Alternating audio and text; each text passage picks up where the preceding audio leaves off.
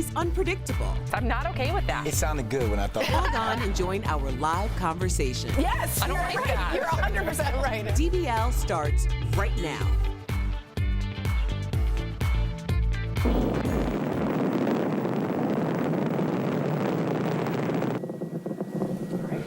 Wow, exactly 50 years ago today, Apollo 11 blasted off on its historic mission to the moon, and America was forever changed. Welcome to DBL. It is Tuesday, July 16th, and I'm here with Stephanie, Tori, Brandon, and I am Sam. Let's get started. Well, on this day, 5 decades ago, 3 men, Neil Armstrong, Michael Collins, and Buzz Aldrin, bravely took off on their mission to the moon. And today, here at DBL, we are celebrating that landmark achievement. Let's take a look back. That's one small step for man, one giant leap for mankind.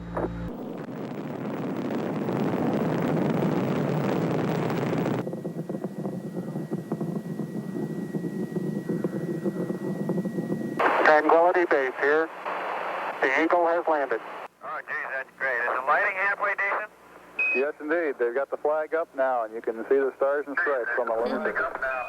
It's emotional. It is on the lunar surface, the stars and stripes. And none of us were born when this took place, but we are all still emotional because it still has a nostalgic pull. We were all taught this. We all know the noises. We all know the mission control. We all know that very phrase, right? Absolutely. And the footage. And the footage. And if you ask anyone who was born, they know the moment where they were. My mom was on a trip to Europe, and it was her big backpacking, and they were at a TV window store where all the TVs were in the window, and around all these French people, and they all started kissing and hugging because it was for mankind. It wasn't for America, really. Right. It was for a global step forward. It was for achievement and curiosity and science, and it was exciting. And you said 500 million people. 600 million watched. 500 million people tuned in. That's unbelievable. And people heard the radio, anything they could do to watch this amount of history. It's monumental. Monumental. Jeez, what's up with my words today? But I wonder what in our space programs today, whether it's SpaceX or NASA, 50 years from now, will we be celebrating? Well, I think our next moment is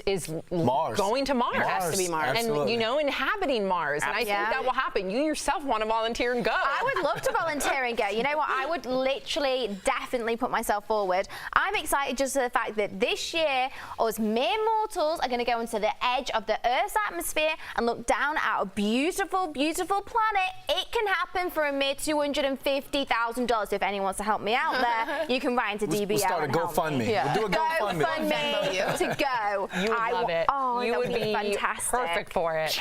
All right. Well, DBL Nation, please, any of you, if you recall where you were, I'm sure you do, just like Tori said, when that iconic day took place, please share your story with us. We want to hear it.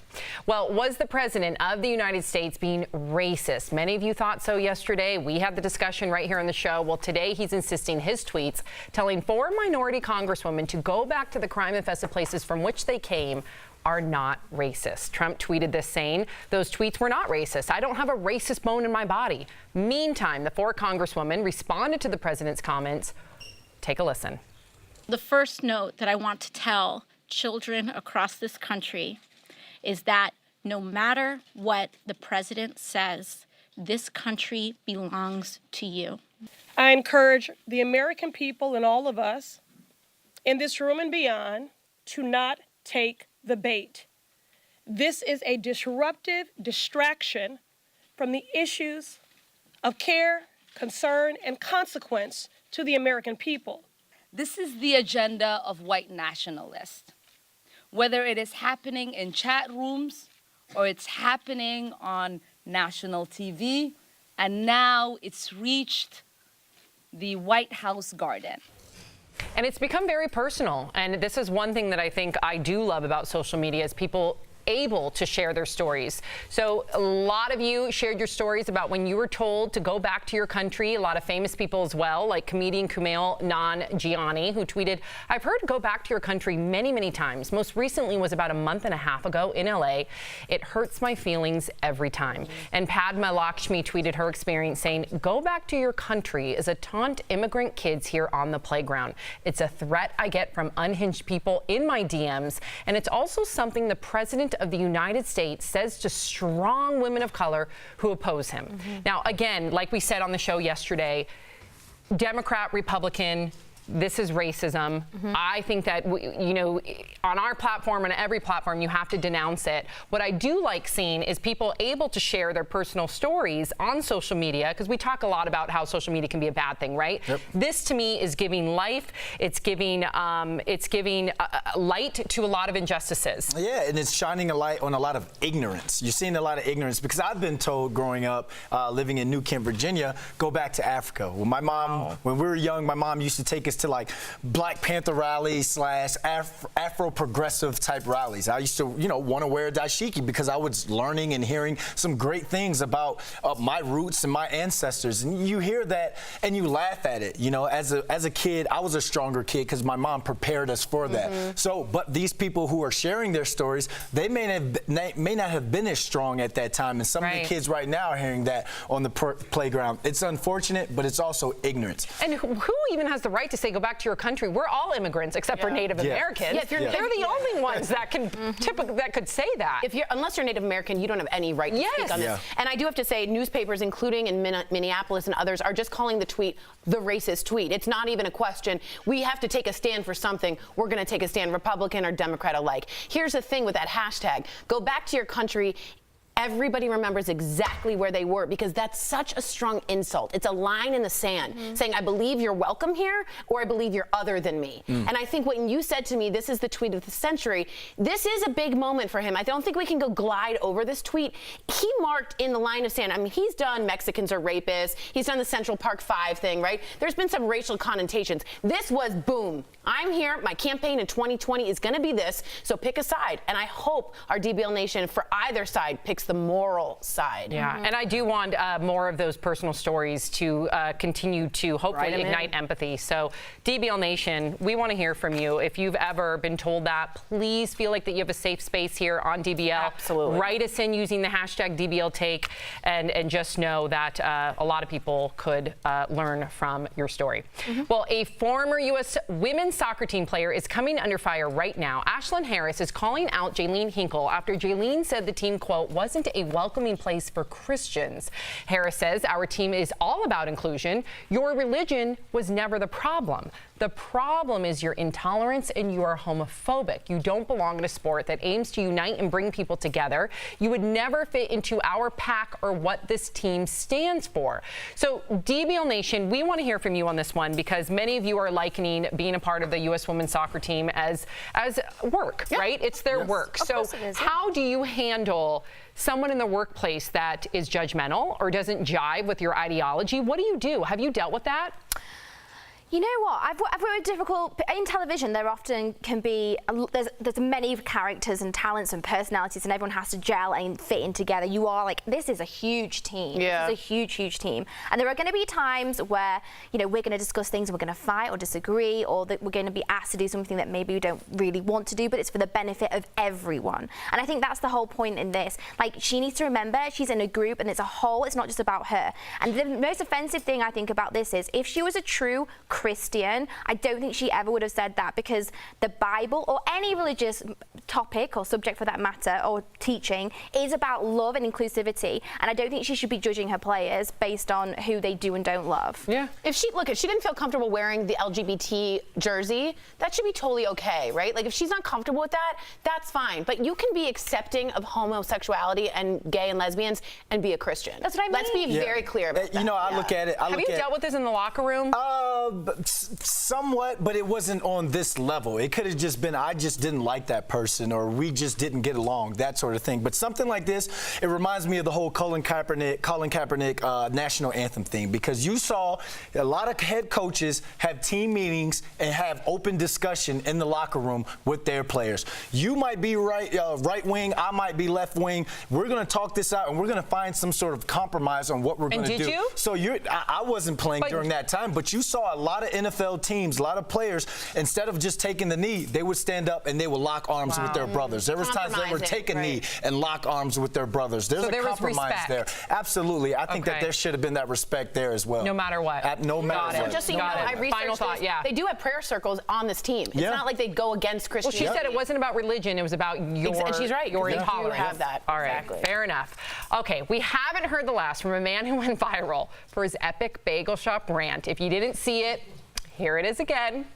Degrade women. Why is that okay? Why is it okay for women to say, oh, you're 5 feet on dating sites? You should be dead? That's okay? Who said that to you here? Nobody. Women in general have said it on dating sites. You think I'm making that up? Everywhere I go, I get the same smirk with the biting lip.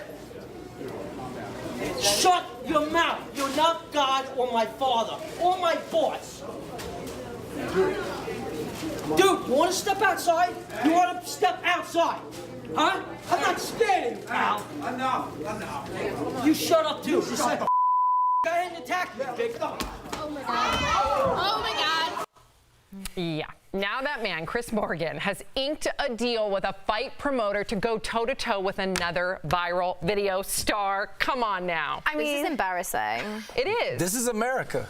This is what we do here. You know, he's already been on TMZ. They've already asked him questions on TMZ. You think he he's went on a loving rant it? there. He's loving this. Next up, Howard Stern. And I'm complicit in this because I tweeted to Dana White that we should see him The fight UFC Justin commissioner. Bieber. Absolutely. As if Dana White is going to put this fool in the octagon. You must be out of your Justin mind. Bieber. What's it going to be? This pathetic, pathetic match that you see at school over like a candy bar. It's going to be the worst thing you've ever seen. Let's be honest. Yeah, I think we reward bad behavior. It's We do. ridiculous. We give people reality shows. We give do. record contracts to that Catch Me Outside. Me Outside girl. Who dis? You know, and it's why are we rewarding bad behavior? First of all, we are evolved from a group of monkeys. I mean, let's be honest, we come from chimpanzees, but also we're a very young country. We like train wrecks. We're 200 years old. You are centuries years old in England. You're a little more refined. We're teenagers. So who's going to watch it, DBL Nation? Are you going to watch it? Encourage this madness. DBL Nation, let us know. Be honest. do it. Be honest. DBL is live, and coming up, a success story that'll have you saying only in America. You'll meet two brothers who went from Iranian refugees to neurosurgeons. And you, the viewer, are our fifth host. Do you believe in reincarnation? You'll never guess who a 4-year-old Australian boy claims to be in a past life. Ooh, your comments about that coming up next. I'm very excited for y'all to see that story we just teased. That was my favorite story of the day. I actually pitched that one, so let me know what you think after it airs. All right, let's go to the desk and see what's going on over here. Hey guys, we good? I had a martini and bought some glass. We good? Is that a yes? That is a yes. Okay, so we have a question for Steffi. I know what you think. Steffi. So Zoe Rose said this. The Bible isn't about inclusivity, Stephanie. I don't know which version you're reading. No, it's not necessarily about inclusivity. It's about loving everyone and treating everyone as an equal. It's interesting because I read the Bible as literature in my school because I wanted to learn about the Bible. And there is a lot of angry God in the Old Testament and then very positive God. And it's an interesting blend of inclusivity and not. But I do think you can be a Christian and be inclusive. I think that's sort of what she was saying. And I wonder what you guys think about that. Now, again, if she didn't want to wear that LGBTQ thing. That's fine. 100%. It's her right to not wear that. Thank you. But the idea of her being homophobic is not okay. In any workspace. I think there's nothing wrong with maybe you don't agree with being gay, right? And maybe you don't feel like that sits well with you, and you don't want that personally and for yourself. Right. That's fine, but I don't think you should impose that judgment on other people. Let them live their lives. Let them be who they are. There's no need to be mean, be nasty, and not be part of a team. It doesn't make that person a bad person at all. Like, there's no reason why there should be any animosity here. It doesn't actually affect your life in any way. Well, let them be. Let Who them said do that them. to who wrote the comment? Zoe says the Bible, and then she just wrote back. Thanks for writing back, Zoe. The Bible doesn't treat the LGBTQ community as equal. There's differing reports on that. There's different very testimony about this. Some people say there isn't. They say the Old Testament was very inclusive. The New Is Testament, not. they say, is a new form of government. That's it. As a way to govern people. So it depends if you're going by the Old Testament versus the New Testament. Thank you for your comments. And she says a lot of Christians believe that being gay is a sin. I don't think it is. Thanks for your comments and keep Thank writing in, you. Zoe.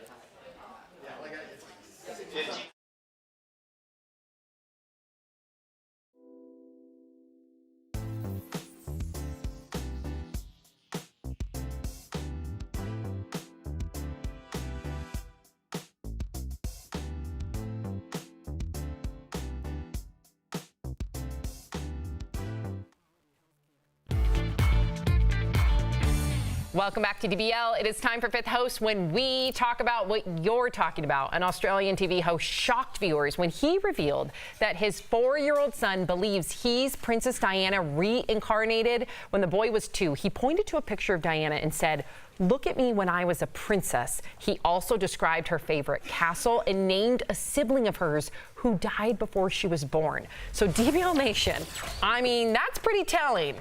Or maybe he was coached. What do you think? Do you believe in reincarnation? All right, Sandra from Facebook says, my granddaughter knew of things that my mother used to do, and they never met. She would say to my daughter, "When I was your granny," but she stopped after she turned 5. Wow, that's weird. That's freaky right there. But I believe reincarnation. I believe in the circle of life. So I think reincarnation is just a form of karma.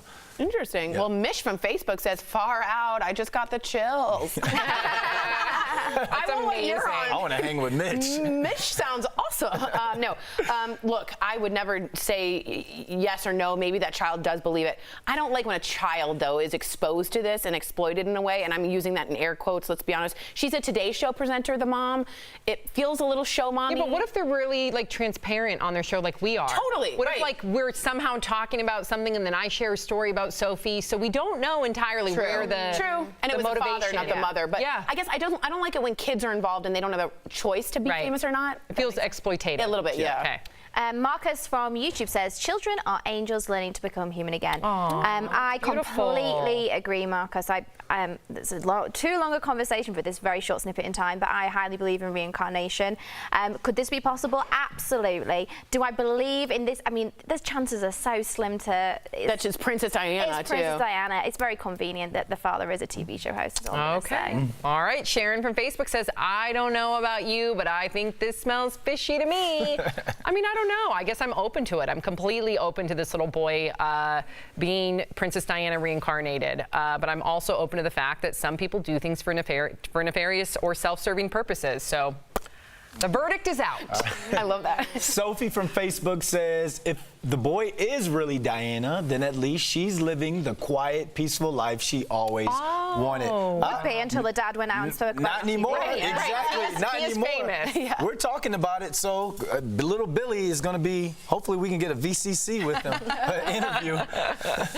One more commentary. Randy from YouTube says, "My son used to tell me stuff about my grandpa who I didn't even know. I would ask my dad and he would say, yeah, that's right, it is freaky." I do believe children are intuitive on another level. Yeah. So I do think that's there, but I just want this child to not just be exploited. I think, that's very much what happens. When we're born, we all have this amazing sixth sense and instinct, and sadly, as we get older, it's so taboo and looked down upon that we stop using it as much. And I believe that's why children get often more messages. I think you're right about that. I do.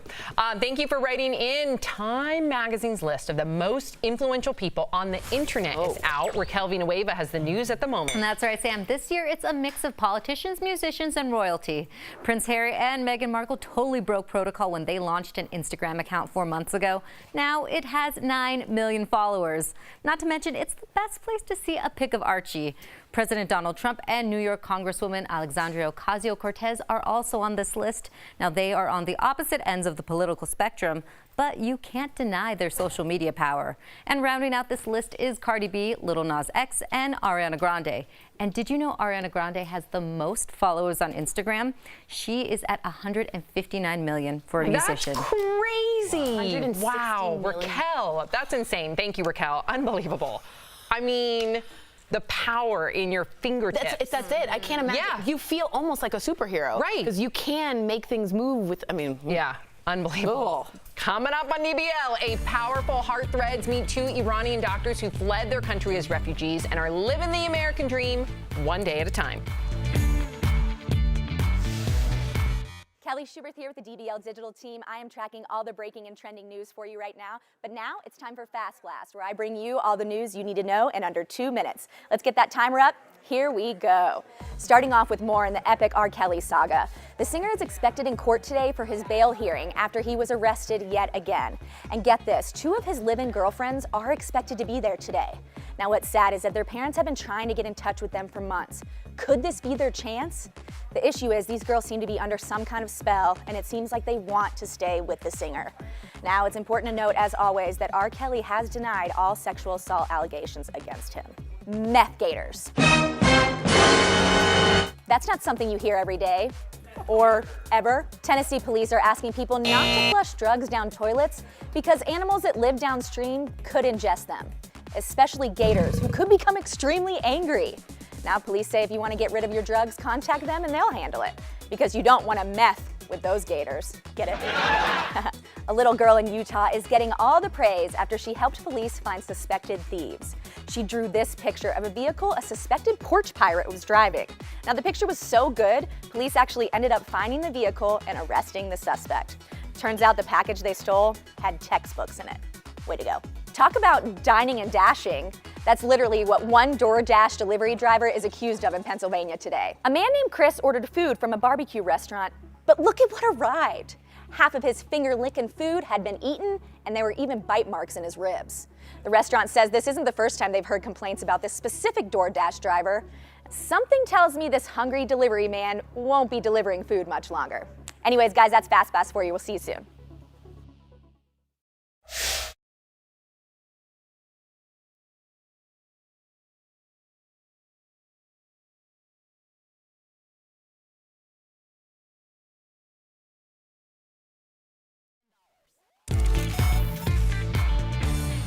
Welcome back to DBL. Today's Heart Threads is all about the American dream. Watch how two brothers are succeeding in their careers after coming to America as refugees.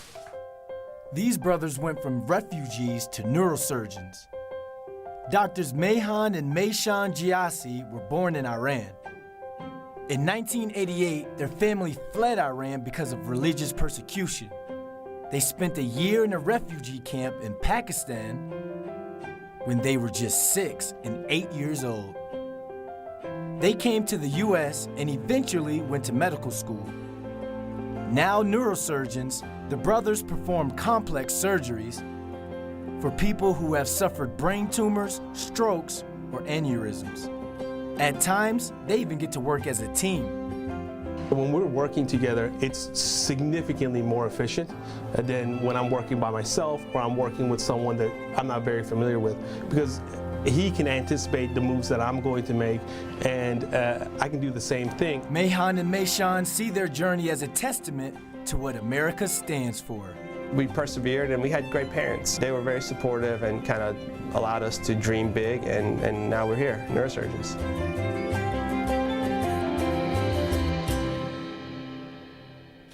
Keep dreaming big, fellas, and keep living the American dream. Coming up on DBL, Under the Sea Wonders, we'll tell you where this giant pod of dolphins was spotted, plus a huge jellyfish, and that's all when we come back. Promotional consideration is brought to you by Good Hair.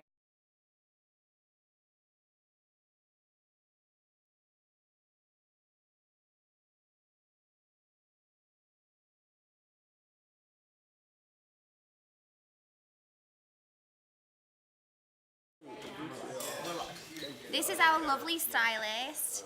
She's called Kiri, but I like to call her Kiki. Stephanie really loves me. Are you riding? Are you with me? And I never, ever run beside you. There you go. Brandon's happy now because he's been waiting for his Down food to be done. Casey, are you riding? She's hair goals, but I'm cutting my hair today. I know, why are you cutting your hair? Cutting my hair today. Brandon wants big hair, but I don't know why he's Cutting it cutting it then. Just a little bit, just a little bit. So tell the viewers what's the final look that you're hoping The to final achieve? look, if you go to my Instagram, at Brendan London TV, a couple months ago, it was shorter to where when it curled, like that's all it was. Now it's got like an afro at the bottom and the curl on top, so I want to take some of that out, so it's just bam. But I don't want short hair anymore. But how do you do that? How do you make it all curl and less? The barber / hairstylist that I'm going to, Stefan Loren or L'Oreal, something like that. He's good at doing that type of stuff. So, I just wanted to see if I can do it. I wanted to see if I could commit to it. I actually did it. Like, this is November. How long do you want it to be eventually, though? Yeah. No, I don't want long hair anymore. Oh, because last time you were saying you wanted I want long but it's just taking a long time. Like that day when I'm on Jay-Z status, like you see how Jay-Z's growing his hair out? Yeah. One day I'll do that. I'll do like 3-4 years. Why don't you keep going? Just and keep then you going. can still. I just don't. What do you think, guys? Should Brandon Nope. grow his hair longer, Jay-Z style, or should he keep it how it is? What do you think? let us know. Write on in. How long did it take for you to grow your lovely look, I love her hair. I don't know. It's the dreamiest years thing. and years and years. Because curly hair, some curls, they grow and then they just shrink up. They don't necessarily show that they're longer, so. Dreamy, guys. Dreamy. You know what? All my hair is completely fake, so I can't really participate in this. Okay, not all of it. So when I joined DBL back yonder, it was more this time last year officially. I don't know if you guys remembered when I came in, but I had short blonde hair like Sam's, very short, pre-Kiki time, and I had to have long hair, so I had to have extensions. But my real hair is actually, this is my real hair, and it's actually grown quite long now. I mean, it's almost as long. To say it was up here before, I mean, That ain't nothing but Arch Perm. What movie is that from? Go. I don't know. Coming to America. Oh, right, well, there we go, coming to America. But anyway, oh no, Brandon, don't grow your hair Jay-Z style. It's not for you, says Zoe Rose. Thank you, Zoe.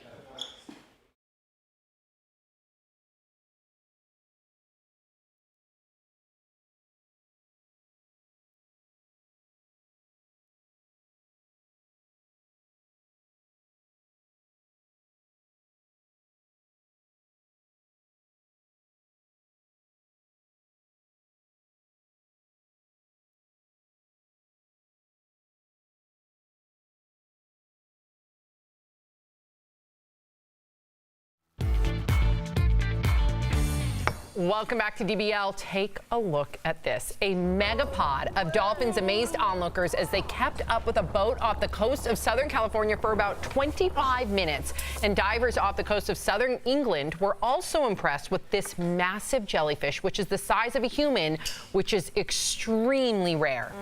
But I got to go back to the dolphins. Well, actually, I mean, you're the one that's a certified scuba diver. Have you ever seen anything in the ocean, whether it's above or even below, where you were shocked?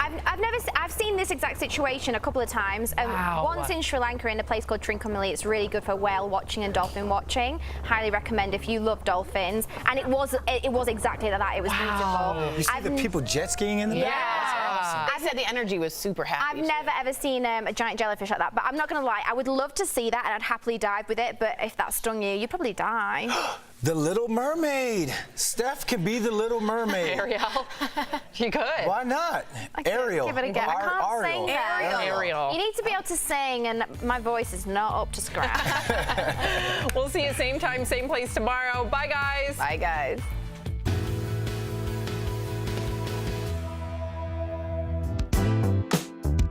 DBL Nation, Kelly Schubert here with the DBL Digital team. There are exactly 13 hours and 2 minutes left in Amazon Prime Day. Oh, I'm going to my desk now. Uh-oh, Brandon's doing some shopping. As I talked about yesterday, I said I was going to, don't tell Bert, but I was going to spend my day doing a little Christmas shopping for the family. I did not do that. I don't know what my problem is. I looked at it, and there's just like nothing that great on there that I feel like I should spend money on right now. I looked yesterday, and I was just searching around. I couldn't find anything where that just out. Exactly. Maybe a PlayStation 4. Okay, that's a good one. That's a really good one. Refurbished. Okay, Leo says yes to that. You know what I want to get is some of those Stasher bags. Instead of using a Ziploc bag every day, they're like reusable. Oh. And they're like $16 usually. They're on sale for $9.99. But I'm like, do I really? Or if you guys really watch the show, go to Deal Blast, morningsave.com. Morningsave.com, Because we baby. have Deal Blast. Yep. I had to plug that so I can keep those No, segments good going. for you, Yeah, good there for we you. go. Okay, well, DBL Nation, please let us know. Did you find anything on Amazon Prime Day, Tori? Okay, so I'll give you two that are really good. Okay. The water pick is like way Oh, off. yeah, It's I would- like $39 oh, yeah. bucks, and Sonic Care is doing really well. Also, an air fryer is doing really well, Okay. and Air Force sneakers, pink, Adidas and Nike have really good sneaker sales. So the air fryer, I have a Ninja Foodie. It does the pressure cooker plus the They air have fryer. Ninja on there. And they have it on Amazon Yeah. Prime Day. So that would be the thing I would plug. And Vitamix, It's the still blender. expensive. It's a lot to swallow. But I will say, Chris and I use it all the time. There you go. So now's the day to get it if you're going to get it. Yeah, and also sneakers seem like the big hit this year. Yep. 13 minutes and 30 seconds left, No, guys. 13 hours, dude. Yeah, 13 hours Jeez and Louise. 2 minutes left. No, she threw me off. Yeah.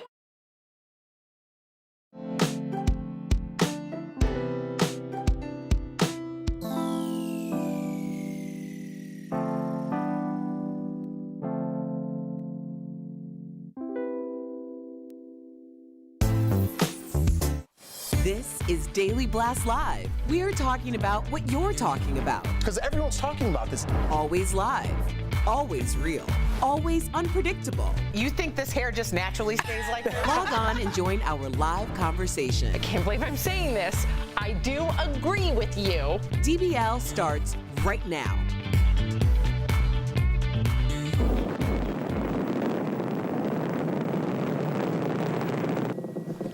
Wow, exactly 50 years ago today, Apollo 11 blasted off on its historic mission to the moon, and America was forever changed. Welcome to DBL. It is Tuesday, July 16th. I'm here with Erica, Jeff, Al, and I'm Sam.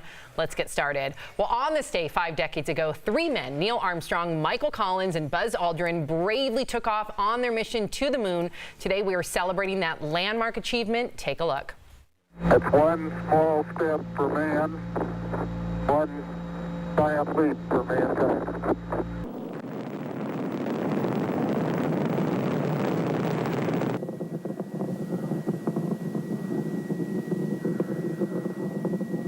Tranquility Base here. The Eagle has landed. Oh, geez, that's great. Is the lighting halfway decent? Yes, indeed. They've got the flag up now, and you can see the stars and stripes on the lunar surface. And none of us were alive when this happened, but it's all still very nostalgic because we know the mission control sound. We know that footage. We know that phrase. It impacted history. Our parents were alive for it. I remember my first hero was Mae Jemison because my mom would always talk about the significance of this African-American female astronaut. I just watched a program with Will Smith last night. I forget what it's called, like one of those planet programs, but Mae Jemison is in it, and I was like, Mae! Like out of nowhere, and Anthony's like, whoa. How'd you like to be Michael Collins? I forgot that guy's name. Right. And he was on the moon first. I know. You know Buzz Aldrin, you know Neil Yes, Armstrong. right. Who's that third guy? He needs a better PR. Damn. And there was Sorry, no Michael wind Collins. on the moon, but a lot of people, did not know that they actually wired the flag to make it look like it was waving. That's cool. Isn't that cool? It is. I don't know. I wonder, because I remember getting out of school, like when there would be a shuttle launch, and I actually took my kids when they brought the shuttle back to Los Angeles. Obviously, I was living in LA at the time. Huge. Did anybody not know? I had no idea how big the shuttle is. Jeff, you went, right? Did you see the shuttle? I remember when they were bringing it through the streets and stuff. They had to take the wings off of it because I thought the shuttle was just kind of like a jet. But anyway, now I feel like now what we see, like the shuttle now returned, like on the like in a capsule. But it's like almost like a GPS, and it lands perfectly. It's reusable, and like no one talks about it. I think that's weird. It's like we're living in the future. Like it lands right on the spot. It used to just fall in the ocean. I don't know. I'm more impressed than everybody else. Technology is really cool. Yeah, it's pretty dope. Really cool. It's hard to impress us these days. It really is. For real. All right, but DBL Nation, if any of you, like Erica stated, if you remember that moment in time, of course you did, when you were still alive, share with us. Where were you? What were you feeling? We'd love to hear from you. I said some things too, but I guess it's just what Erica said. Okay, wow. Let's get to this next story.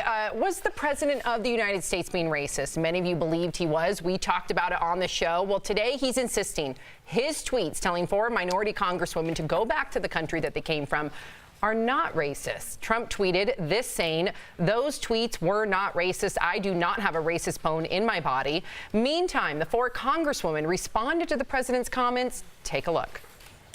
First note that I want to tell children across this country is that no matter what the president says, this country belongs to you. I encourage the American people and all of us in this room and beyond to not take the bait. This is a disruptive distraction from the issues of care, concern, and consequence to the American people. This is the agenda of white nationalists. Whether it is happening in chat rooms or it's happening on national TV, and now it's reached the White House garden. And on social media, here's where it takes a different turn. And this is where I actually love social media, is when you see people share their personal stories, because I think that is what breeds empathy. So many of you shared your personal stories about when someone told you go back to your own country. A lot of celebrities also shared their stories, like comedian Kumail Nanjiani, who tweeted, I've heard go back to your country, your own country, many, many times. Most recently was about a month and a half ago in LA. It hurts my feelings every time. And Padma Lakshmi tweeted her experience saying, quote, "Go back to your country as a taunt immigrant kids here on the playground. It's a threat I get from unhinged people in my DMs.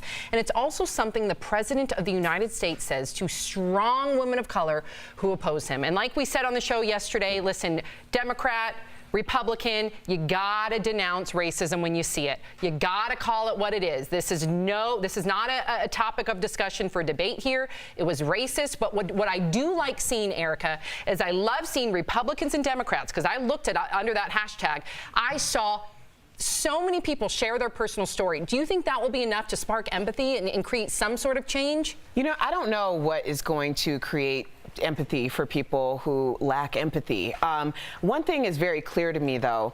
When we post, like yesterday we had this conversation and it was posted on Twitter, and of course there were people who were very, very fired up about it, asking if I could read and things like that. Wow. And I appreciate that they want to know that. The answer is yes.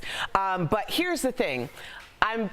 We're very prepared for these conversations. Like, when you want to talk about racism and empathy and tolerance and intolerance, I'm 38 years old. You just joined this conversation. I've lived this conversation my entire life. So when people want to talk about, well, let's talk about this nuance and this and that, it's like, I know this conversation. You're just deciding to be a part of it because you've never had to deal with it before. So I really feel like some of us are a little bit more equipped to have the conversation than others, but I invite everyone to join in on the conversation. That is well said. That is well said. And so with that being said, I mean, only Jeff and I can empathize. We can only empathize as two people who know their white privilege. Have you ever been, do you have a story that you would like to share in light of this hashtag? Well, we were looking at that tweet from my buddy Camille. I remember talking to him back when The Meltdown was still on Sunset, and we had just done a show. And, he was well known at this point. He was getting super famous. And I was asking him, do you know people from high school that are now seeing you now and kind of regretful? And he was telling me that there were people in high school that said those things to him. There's just casually, now he's Camille. But, back then he was just a brown kid in a school where very few people look like him. So, when you talk about empathizing, I think it goes, obviously color is a huge part of it, but it goes to your ideology. When you feel like you're not welcome and then somebody reinforces that by saying it to you, to your face, and no one backs you up, I think that's the thing that's most hurtful. It doesn't even make sense. This isn't white people's country either. But we're talking about an ideology that doesn't make sense. I know. I totally agree. God, it's just, yeah. But I'm gonna, just like the president, I'm gonna double down on what I said yesterday. I'm not gonna let one guy dictate how I feel, because I know there are more Jeff Schroeders and David, our wonderful stage manager, and Stu's out there but they never go on the internet and say anything, but I know that they're out there, and I'm not going to let this guy cloud my vision about the good people that surround me. So just make sure you keep that in mind. The world ain't racist because one dude is. All right, fair enough. Thank you. A former U.S. women's soccer team player is coming under fire as we speak. Ashlyn Harris is calling out Jaylene Hinkle after Jaylene said the team, quote, wasn't a welcoming place for Christians. Harris says, quote, our team is about inclusion. Your religion was never the problem. The problem is your intolerance and you are homophobic. You don't belong in a sport that aims to unite and bring people together. You would never fit into our pack of what this team stands for. So DBL Nation, we want to hear from you. In fact, Jeff, many people are likening this team, it's their workplace, right? This is their job. Have you ever been in a situation, and I'm sure you have, considering the variety of different jobs that you've had, where you've had to work with someone that's completely different than your ideology, that you felt was too judgmental, and how did you handle that? Of course. Well, I look at everything. I grew up playing sports, team sports, football, and I look at everything I do in life, like this group here, as a sport, as this is my team. Whatever team I came from earlier, from CBS, that was my team. That was my crew that I worked with. I want to be part of that team, especially when I went on the field. If me and the guy next to me had a problem, we went out there to defeat another team. That was my boy. No matter what our problem was in the locker room, we were a team on the field. It changed on the field. Absolutely. We're a team up here. I got your back. I don't have a problem with any of you, just so you know. But if I did, you're my team. I got your back. I would never call one of you guys out. I don't like that she's calling her out, especially I don't know if she's homophobic or not, but those are some words that stick with you for a long, long time. Homophobic, racist. If you're calling someone out like this, you better make sure they are that, because that otherwise you're hurting yourself, you're hurting your team. That's just my opinion. Yeah, there's a responsibility with those words. So yeah, there better be some weight behind it. Absolutely. You're absolutely right. Well said. Okay. We haven't heard the last from a man who went viral for his epic bagel shop rant. If you didn't see it, well, you're in luck. Here it is again. Degrade women. Why is that okay? Why is it okay for women to say, oh, you're 5 feet on dating sites? You should be dead? That's okay? Who said that to you here? Nobody. Women in general have said it on dating sites. You think I'm making that up? Everywhere I go, I get the same smirk with the biting lip. Shut your mouth. You're not God or my father or my boss. Dude, you want to step outside? You want to step outside? Huh? I'm not scared of you, pal. Enough. You shut up, too. Go ahead and attack me, big. Oh, my God. Oh, my God. Okay. Now that man, Chris Morgan, has inked a deal with a fight promoter to go toe-to-toe with another viral video star. Oh my gosh, Erica, we just continue to reward bad behavior. Well, fame or shame, it's all the same game. People, it truly is. Erica sound like Iceberg Slim over there. You have to. I wish I made that up. One of my co-hosts back in Chicago made it up. But anyway, yeah, no, it's true, because what you're doing is you're saying, here's your opportunity for your 15 minutes. You better capitalize on that 15 minutes. If that's what he wants to use his 15 minutes for, then so be it. Personally, I would like something with a little bit more longevity, but if that's what he needs to do, have at it. Longevity? What fight career? He got choked out in 1 second. What was he fighting? I don't know. Hey, he had that chest bump move. Yeah, that was good. And then he got strangled and thrown to the floor like a child. I really don't think he thought that guy was going to come after him. His face when that guy had his hands around his neck, he's like, oh no. Yeah, but I mean, I think this is a perfect, this is what America does. It takes your anger, it packages it, and it sells it back to you. Cash me outside, girl. Do we have that video? Do we have enough time to play that? Because I want our viewers to see it. Okay. Yeah. Okay, so there she is. Guess what she went on to do? Make $1 million with a record deal for fighting someone. She's hugely famous. $1 million. Yeah. I just looked up her last video, 26 million views. 26 million from February, and then that song was with Kodak Black, and now she just got $1 million check. Come on, people. Come on. You better hold on to that million. Yeah. No, that's what I'm talking about. Longevity. A lot of money. Longevity. Tick. She has Longevity. millions and millions of dollars. Okay, let's check back in 2 years. All right.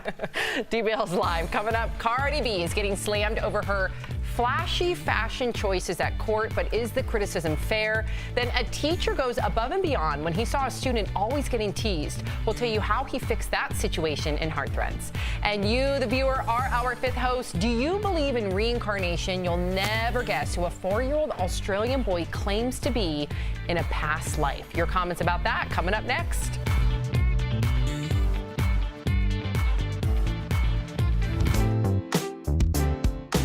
Nation, Kelly Schubert here with the DBL Digital team. Some of you are commenting on my glasses. Yes, I have LASIK, but occasionally I wear them for the blue light on the computer. Keeps it cool. Let me go see what's going on up here. Maybe we can go talk to the host. Chris? Back there to just keep it on there, cool. and I'm not. What's going on, guys? How's it going? Kind of trying to jive and make it more. Why do you make that face every day and no one ever sees you. it? Only I get to see it. Will you show the viewers the face you made? I don't know what you're talking about. Oh man, it's a funny face, guys. It's a good one. I'm sure you saw it on Big Brother at some point. What's going on, guys? I have a question. I have a question for the pen. I'm going to get you guys off guard on this one. All right, cool. If you guys are playing fight promoter matchmaker, who would you match Bagel guy up with? Because it's a viral video star. So it's a viral video star. What other viral video? Because guys. You know who'd be interesting is the guy. Remember the hotel clerk where that woman called him a racist name through the door, but he went viral because he goes, "It's above my head now, ma'am." Did you ever see that clip? No. That was a huge one. But that sounds like a good one. You never, and they made a remix song to it? You never saw that? I want him to fight the grape lady. That's still my favorite. The woman Which one? that was the woman Remember that when fell the out of lady's the smashing grapes? and then she falls and she can't breathe, but she's like, oh. And then they made a remix song about it. That might be the first. I think that was like the first viral video. That was probably the first one it sounds that I terrible, ever but saw. she's like, oh. And then they made like a song. And they're like, never saw that? Dude, you have to watch it. Oh my God, you never saw that video? Antoine Dodson? Yeah. When I interviewed Jeff has a him, picture with I met him. I interviewed him. Oh, you did? I Now got a he's picture. completely changed, right? So when I interviewed him, he was the Antoine Dodson that we all knew from that viral video. Hide your kids, hide your wife. Hide your kids, hide your wife. And then about a year and a half later, he came back on Pop Trigger, and he was a completely different person. He was born again. Oh. He was straight. Oh. And it was a He was very straight? So Yeah. he was gay first and then he was straight? he. That's a heck of a year. That's interesting. Yeah, he had a completely. I don't even know what to call it. I don't know.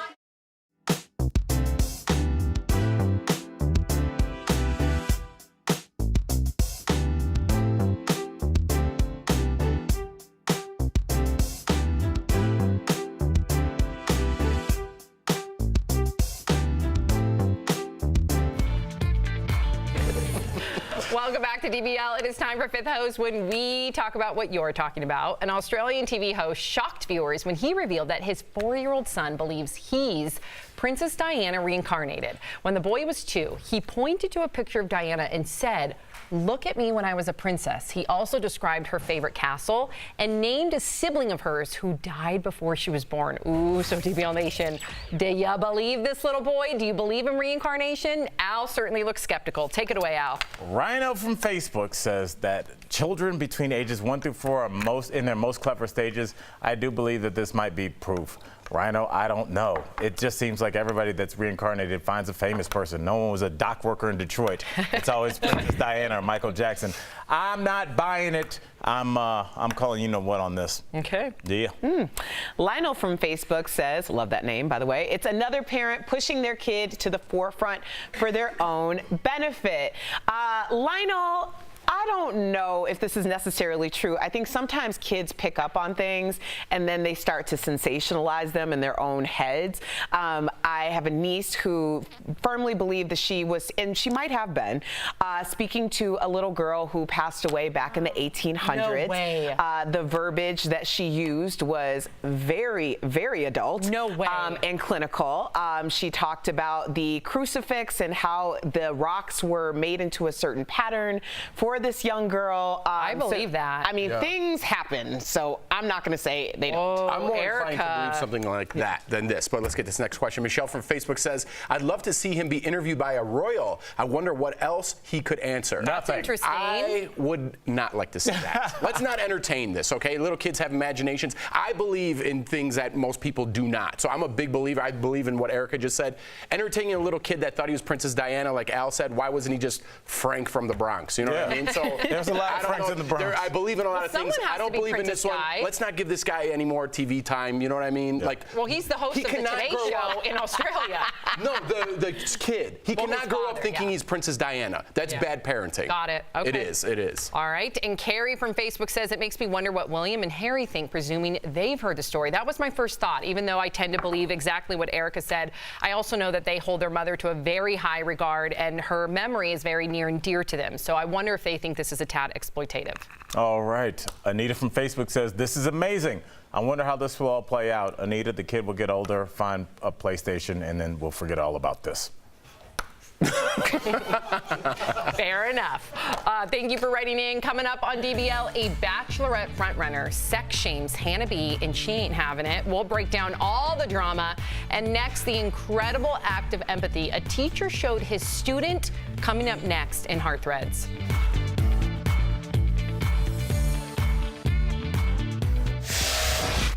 Kelly Schubert here with the DBL Digital team. I am tracking all the breaking and trending news for you right now. But now it's time for Fast Blast, where I bring you all the news you need to know. Here we go. Starting off with more in the epic R. Kelly saga. The singer is expected in court today for his bail hearing after he was arrested yet again. And get this, 2 of his live-in girlfriends are expected to be there today. Now, what's sad is that their parents have been trying to get in touch with them for months. Could this be their chance? The issue is these girls seem to be under some kind of spell, and it seems like they want to stay with the singer. Now, it's important to note, as always, that R. Kelly has denied all sexual assault allegations against him. Meth gators. That's not something you hear every day. Or ever. Tennessee police are asking people not to flush drugs down toilets because animals that live downstream could ingest them, especially gators, who could become extremely angry. Now, police say if you want to get rid of your drugs, contact them and they'll handle it, because you don't want to meth with those gators. Get it? A little girl in Utah is getting all the praise after she helped police find suspected thieves. She drew this picture of a vehicle a suspected porch pirate was driving.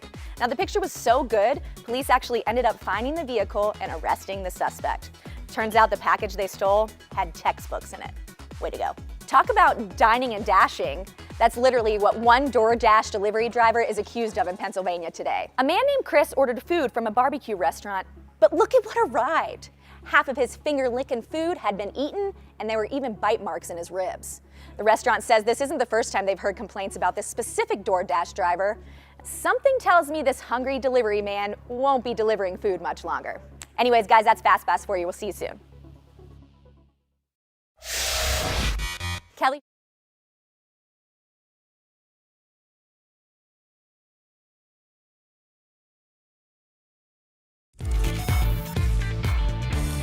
Welcome back to DBL. Today's Heart Threads is all about self-confidence. Watch how one teacher gave back after seeing a student get tased for his hair. This teacher went above and beyond to help a student in need.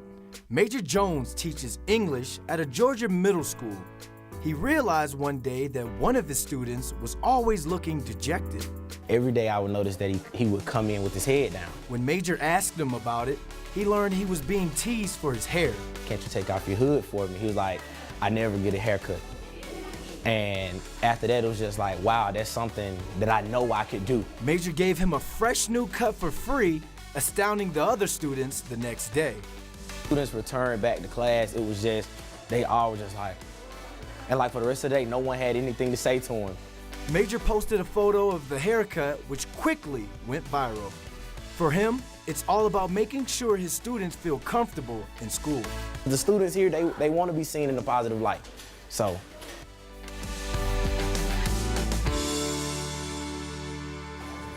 What a great Heart Threads. Coming up on DBL, talking to yourself, why it's actually a good thing. And have you ever heard of conscious dating? A relationship expert joins us live in studio to talk about the ins and outs of dating with greater self-awareness.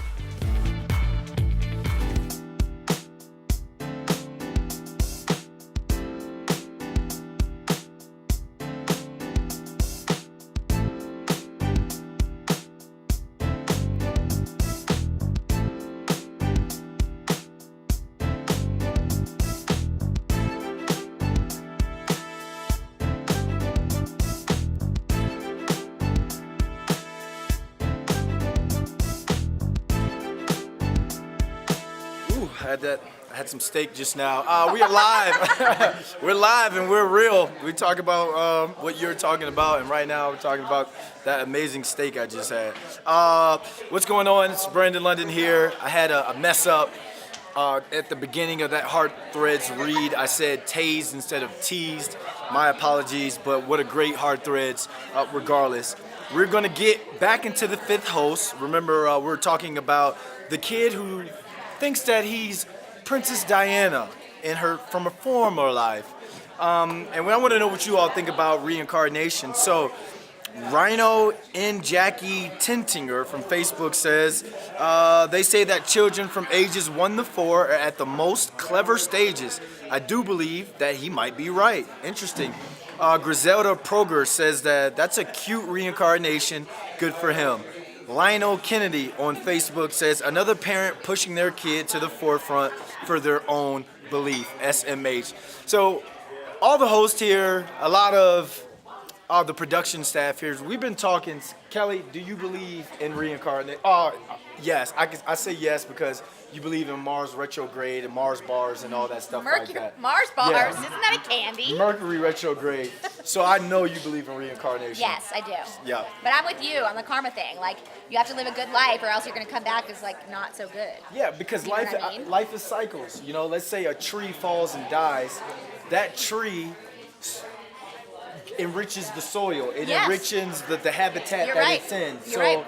I feel as though that tree gets buried or whatever, or gets And decomposed. if it was a good tree, and then if it comes he up to was be nice another to other tree. trees, Yeah. he will come back as something good. So you're saying if you're a bad person, you're I mean, gonna I- come back as like a minnow or a goldfish. Yeah, or or something. And I also believe that dogs come back as other dogs and cats come back as other cats. I believe all of that. So your dog better be nice to other people's dogs, Yep. or it's gonna come back as I totally agree. a three-legged dog Yep. or something like Yep. that. Interesting. Let's get to some more of these comments. Thank you, Kelly. Evelyn Smith says, my husband passed away when my daughter was young. She was 8 years old. She told me at the time she had been standing at the end of her bed a few days after he died. Many years later, as an adult, she told me he would visit her regularly and have many conversations with her. Brandy Sprong on YouTube says, my son used to tell me stuff about my grandpa that I didn't even know. I would ask my dad and he would say, yeah, that was right. It was freaky. I think we all need something to believe in. We got a great show coming.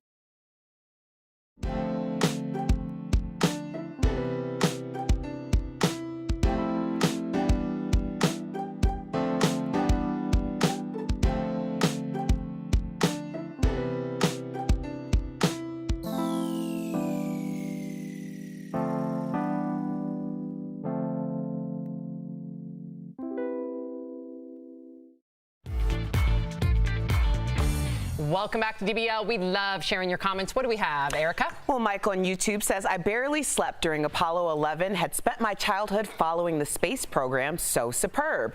Robin on Facebook from ABC 10 says, I remember watching this as a kid, very exciting. Kathy from 11 Alive Atlanta says, I was a young girl and we laid outside on the grass and thinking we could watch. And Denise from KHOU 11, I was 10 years old and watched it at home alone. Oh my gosh, and we just got a comment in just now. We're live. Happy DD on YouTube says, oh my gosh, I recall Apollo takeoff and landing, watching it on TV. All the neighbors gathered around in one house because only one family had a color TV. Oh, that is wow, so yeah. cool. That is cool. Gosh. Yeah, cool. Shout out to Michael Collins, man. I know. There's only two guys in that video, too. Where's Michael Collins? Jeff, you're on TV. Tell people who Michael Collins is one more time. Michael Collins is the third astronaut But he was that the went up to first. the moon. Was he the Well, first? it's a group of three. Right. Everyone remembers Neil Armstrong. I almost said Lance Armstrong. Everyone remembers Buzz Aldrin. Buzz Aldrin, and then Michael Collins. Well, you said his name enough, hopefully. Yep, just keep repeating it. Michael Where is Collins, he? Is Michael he here Collins. still? Is he with us? Let's talk to Michael Collins. Yeah, let's look it up. We'll talk about it in the break. Michael Collins. Here's There what's we go. coming up We got next two. on DBL. Emmy nominations are out, and we've got them. The snubs, the surprises, and everything in between. Then, a Bachelorette contestant sex shames Hannah B. The words that you're saying are just like really not okay. Why she's not taking it lying down. And looking for love at any age. A relationship expert is live in studio to talk about how conscious dating may be the key when DBL comes back.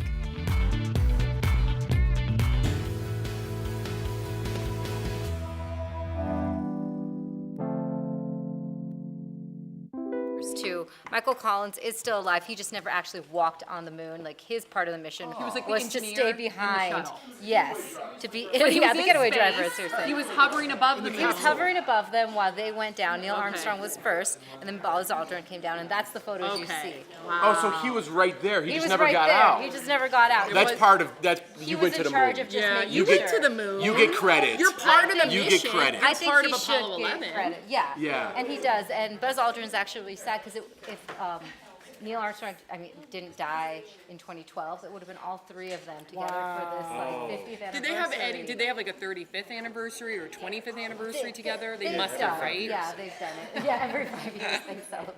You're big on the 35th Neil anniversary. Armstrong became like a little bit private after. After that, he kind of was private. Neil was like the most private one. Buzz is the more like Buzz, I follow him on social media. media. You do? Yeah, that's cool. Dude, I So- think going to the moon is dope. Oh, of course man. I think Yeah. that's so cool. And it's supposed to happen again in 5 years. 2024 is the goal. That is Why? so cool. I don't understand why we're not up there every day. Funding. I think it's expensive, right? Yeah. It's funding. Where our taxes go? I'd give you a nice chunk every year. I would rather our taxes Use it to go to the moon. But we've already been in the moon. I'd rather our taxes go to other things. Yeah, like what? That's Like the division. fixing Flint, Michigan's water. Well, yeah, maybe, listen, you want to get into politics and where the money is? Because it's all stolen, I know. dude. I know. Have a will nice say, house and though- don't pay taxes the rest of your life. Yep. That must be cool. Give us some moon money. The more space technology is built, the more stuff is good for us too. Like the reason we have camera phones is because they built tiny cameras for the spaceships. No way. So the more we invest in space, the more cool things we get on Earth. Wow, so that's what I'm gonna that's say. And cool, like, Raquel. Very-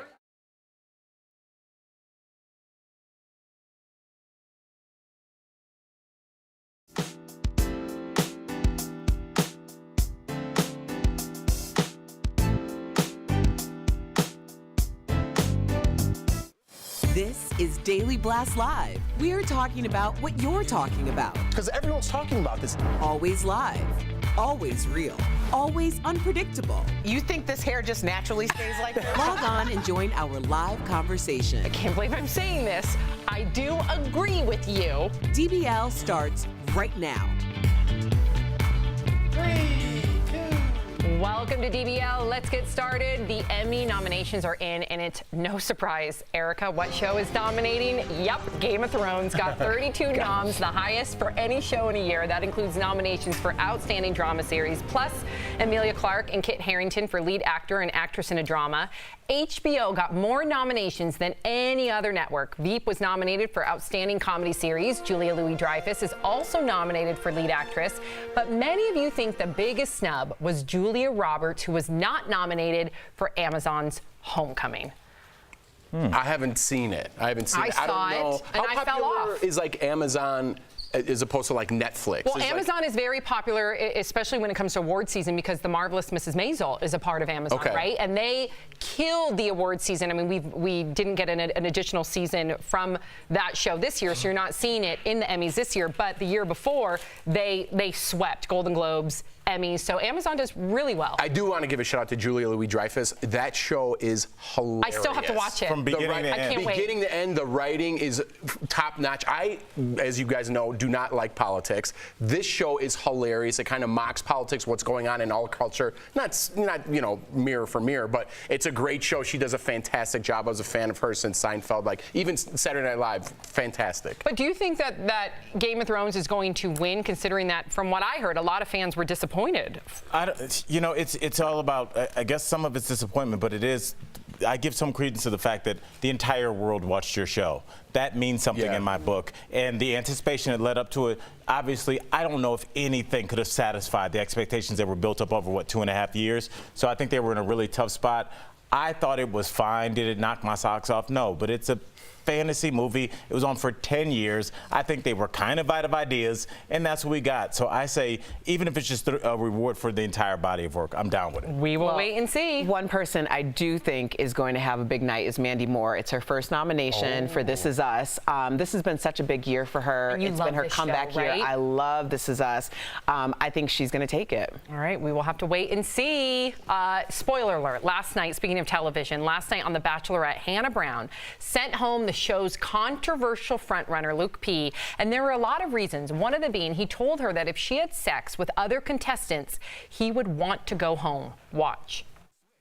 It makes me feel like you would look at me any differently and judge me, or make me feel like you would not think of me as a woman of faith like I am, and that we weren't on the same page. And it's like you're holding no. You're holding other people to a standard that you don't even live by. Well, it looks like they're both not over it. This all turned into a back and forth on Twitter last night. So, did Luke cross the line by asking Hannah to not have sex with the other contestants? Are you watching this season? No. Okay, I'm not watching this season either, so I don't know all the details of what's going on in their relationship. Take faith out of it, please. Let's just have a conversation about that one night when the man or woman sleeps with 4 different people, that one weekend. Fantasy suites. I'm not down with that. And if I was on the show and I was really there for love, I would say the exact same as Luke said. I'd say, listen, if you sleep with one of those other guys, yeah, I'm not down with that. Go have fun, Cobb. If it was down to 4, I'd say, see you later, Cobb. It could have been fun. It makes me feel like... I appreciate that, Jeff. But you have to admit, if you were on the show for love, you would just be an idiot. I mean, nobody is on the show for love. This show has been on This show has been on since a lot of the new contestants has even been alive. Okay, like the show's been on forever. So the idea that people are really going on this show because they want to find love is ridiculous. You know about the fantasy suites. That's been happening since the beginning of time. So if you're there and you're going to say something like that, then you're just trying to get on a platform because you have an agenda you want to promote. You knew what I'm you not signed about up it. for. Of course. Yeah, I understand the conversation. Yeah. All things being the real world, but this ain't the real world. And they knew what they were signing up for. So I'm with Erica. I mean, but final thought. Final thought. If you're dating somebody and you guys have a mutual agreement that we're not exclusive yet, aren't you assuming that they might be intimate with 1 or maybe even 2 other people? I've never been in that situation. I've always been in monogamous relationships. So I don't know. Okay, if so then what's the difference? Together, what's the difference between they're somebody free else? to do whatever they want. What's the difference between somebody's apartment and a fantasy suite? That's a good point. You're on television, and there's an agenda you want to promote, and then she has to defend herself, and so now we have this controversy I was just saying, I for think ratings. this is a scenario that more people are involved in, even if they don't know they're involved in. That's a great point. It is. Yeah. All right. Well, chime in, DBL Nation. What do you think?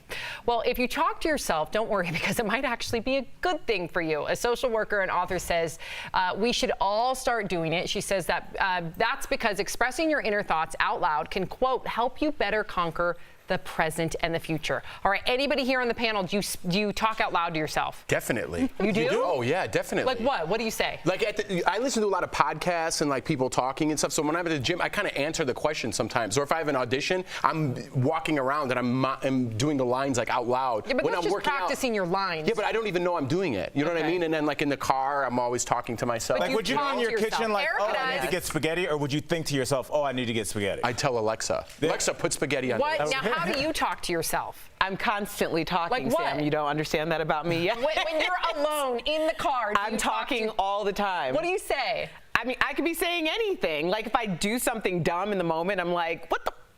Yeah. And I don't think I do. I don't think I think it's all in my. I mean, I talk to like animals, cats, even ants when I'm going on walks, but I do not talk to myself. Do you talk to yourself? Do you know that ants don't have ears? That's not the point. If That's I see exactly if the I point. see an anthill with a many ants going into the anthill, I will kneel down and be like, "Oh, cute little ants." Do you understand that you're like 10,000 times as big, and you just the waves created by your voice is really disturbing their anthill? Really? Yes, it's scary. It's like a mini earthquake. I didn't know that. It's a Sam tsunami. Samquake. Okay. I Every didn't know time you that. come up with it. I don't think you talk to yourself. I don't, but I love catching people talking to themselves. And really, right before we came on the show, like 10 minutes, I was coming from the coffee area, and Jeray, I don't know, Jeray, our wonderful makeup artist, he did something on his computer, and I just heard him go, yes! Things are going my way. I don't know what it was in reference to, but it was just like he just turned around and well, was it's like, a good thing. It's according to this, it's a great thing. So keep on doing it. Maybe you and I should start. That's right. Okay, rapper Cardi B is facing 2 felony attempted assault counts and other misdemeanors. But what's really getting everyone's attention is her fashion choices in court. After being called out for her red carpet look, she is defending her outfit choices. In a since deleted video, she talks about how she doesn't dress inappropriately. She says, quote, I dress like a bleeping lady. Now, should she, Erica, and I know this seems super superficial considering the fact that she is on trial for 2 really egregious charges, but considering the strategy, especially when you look back to Jodi Arias, and I think we have a photo of her before and her after.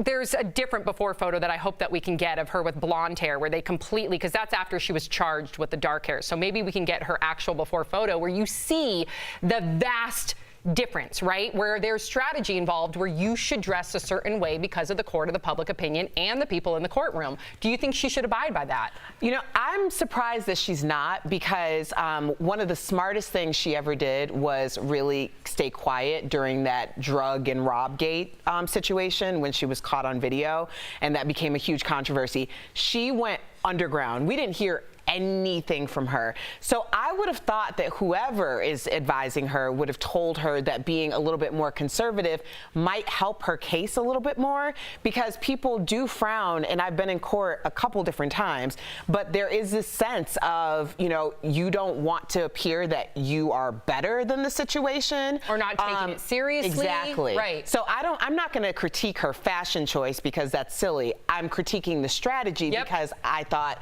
she knew better than that. Yeah, no, and it's a thing. It is a real thing. So if she wants to play the system, if she wants to play the game like all these other attorneys do, she's going to have to switch that strategy up real quick. All right, this next story is hard to believe. Police say this man was caught trying to sneak half a kilo of cocaine into a Spanish airport under his toupee. After they noticed him acting nervous, officers found $34,000 worth of drugs attached to his head.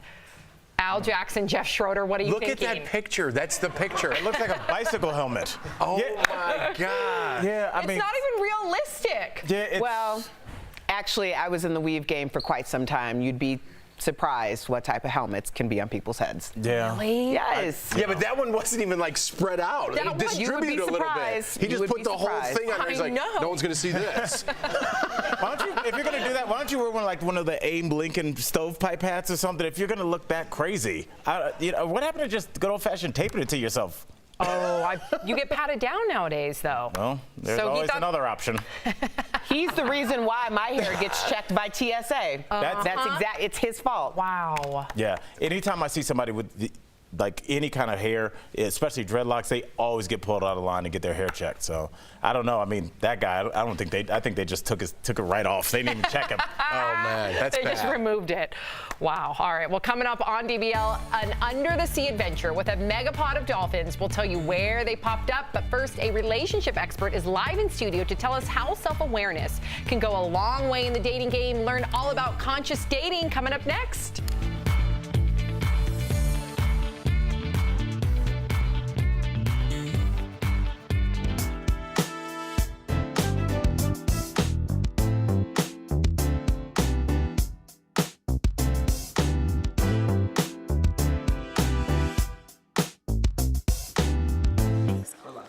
All right, so. Okay, cool. Al, you want to go a little deeper into, you were saying other places you could hide drugs? I think that when you need to get there's a limited number of options, Jeff. Just do math. Yeah, it's quite interesting. Oh, you get here and you boot me off. I'm so happy you're here. I am too. Great, I can't wait to see you. Can you take that one? Because this is going to be for her for water. Oh, yeah, for sure. This has water. Oh, it's for you too. Okay. Huh? I guess so. I have a question. Angela, We're just on? watch You want to come your talk? fingers on that, like when you go like this, that doesn't get caught in between the desk. So we have a relationship expert coming on specifically for older people, right? Yeah. And we don't 40s, 50s, 60s. Well, I'm 40s I don't have now. anything. Dating with a different intention, a different mindset. Okay. So Sandy start off. Okay. When you become that person, right, you attract and embody that within yourself, but you attract that in other people. Your voice is so calming. On the second one. Yep. Hey, Erica, we're gonna switch you two real quick. Or questions. And I'm the third.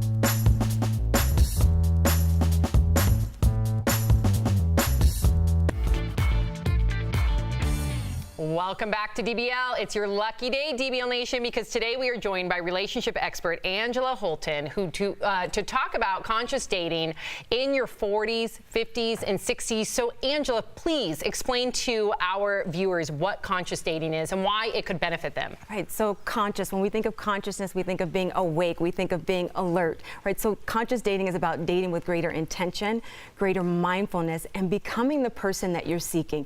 Rather than looking for those love qualities outside of ourselves, it's finding them within ourselves. And just that simple mindset shift changes how we show up in dating. I want women to date and have fun and learn about themselves, most importantly. I feel like that would even change your body language, everything. It does. It changes you from not seeking and being desperate for love, but showing up with confidence and empowerment that I'm love already. Love that. I'm a huge believer in like shifting your mindset to change your future, to change what circumstance you're in right now. How specifically could you work that into a relationship? Right. So if you're thinking about dating and you're going out there looking, well, this person's going to fill me up and complete me. Rather than rather than having that mindset, it's shifting and saying, I'm already complete, and I'm going to do these strategies and tools to become this whole person. Love myself, forgive myself, be intentional, be mindful, and be aware of who I am. How do I show up in relationships? How do I communicate?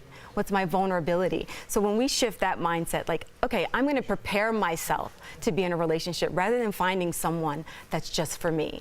That takes pressure off women. So smart. Takes pressure off women. Okay, so one of the big things you've just mentioned is the idea of looking for something outside of yourself when you should be looking for it within. What other mistakes could our DBL Nation be making when it comes to dating? Oh my goodness. Well, my favorite is that, you go around and you speak to women, they're not dating. They're not dating and they're just waiting for someone to show up. It'd be great at their house, at their home, the UPS driver, FedEx, whatever, just gonna bring the buzzer and they're there. That would be great if someone came packaged that way. But more times that's not gonna happen. So be intentional. Conscious dating is being intentional, seeking what you want. When you want a new home, when you want a new car, you're intentional, a new job, you go out, you go looking for it, you go learn what you like, what you don't like. So women need to get out and date, get online. I'm a believer of online dating. And practicing relationship skills. You can't learn relationship skills without dating. And okay, so for some of our viewers that are watching right now and they think that they're seeing some red flags, can you clarify which red flags they should be looking out for and how to even seek them? Yes, absolutely. So my red flags, I'll just share a couple that come up for me and for other people. And one is his willingness or unwillingness to follow through with commitment. How does he show up? Does he commit to the things that he says he's going to do? That's important early on, because if he's not committing to the smaller things, he probably is going to struggle with committing to long-term commitments, long-term requests from you. So be mindful, pay attention. Does he call when he says he's going to call? Do you go out Friday night when he says we have plans for Friday night? Could that also be a way of people trying to politely say that they're not interested in you? Well, see, that's where we go back to conscious dating. Be honest, be transparent. If you're not interested, I want women and men to show up where they're transparent. You're not going to attack my personal power or how I feel about myself by just saying you're not interested in me. Not when you've poured in that love into yourself. Yeah, I love that because I love honesty in a relationship. Don't waste my time. Don't waste your time. How about like mindset for people that are getting older? Like I've dated this person. I'm just not a person for a relationship. Do you have any tips that you could give our DBL viewers? Like you're never too old to date. It's never going to be over. You always have the chance to find that one. As long as you're living and breathing, it's never too late to do anything. So I really encourage my older women that want to start dating. It does take practice to get back out there. It can be scary, but there are online dating sites for that demographic. So put yourself out there, take small steps, just meet for coffee. No one's saying you got to jump right into a relationship. Think, I just want to meet a friend. I just want to learn more about myself. That mindset, when you want to learn more about yourself, switches the dynamic to then I want to go out there and meet someone who just completes me. No, I'm going to learn myself. I love the idea of learning yourself. I think that changes everything. Are there any specific dating sites that you like more than others, or?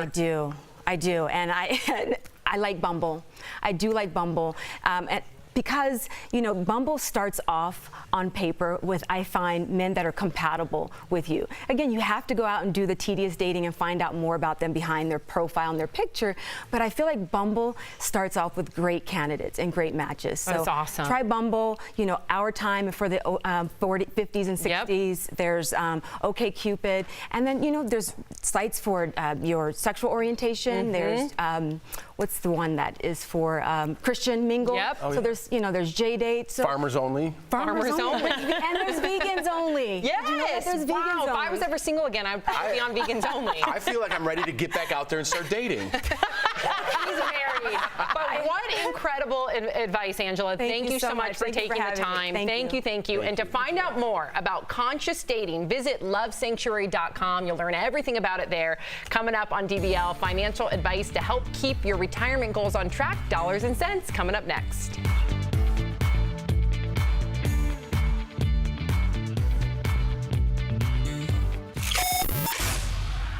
Beauty Blasters, what's up? It's Jeray for the Slay, and today we're talking about that skin that slays. Now, you all have beautiful skin. Don't get me wrong, everyone's beautiful on the inside or whatever, but sometimes we need to update that skincare routine a little bit more to get that glow. Okay, did y'all catch that? That glow. All right. Now, for today's topic, we're talking about toning and the joys of using a toner. Now, it's not as crazy as it used to be. I know you guys are all rolling your eyes at home thinking, oh my gosh, here we go. He's gonna talk about some sea breeze.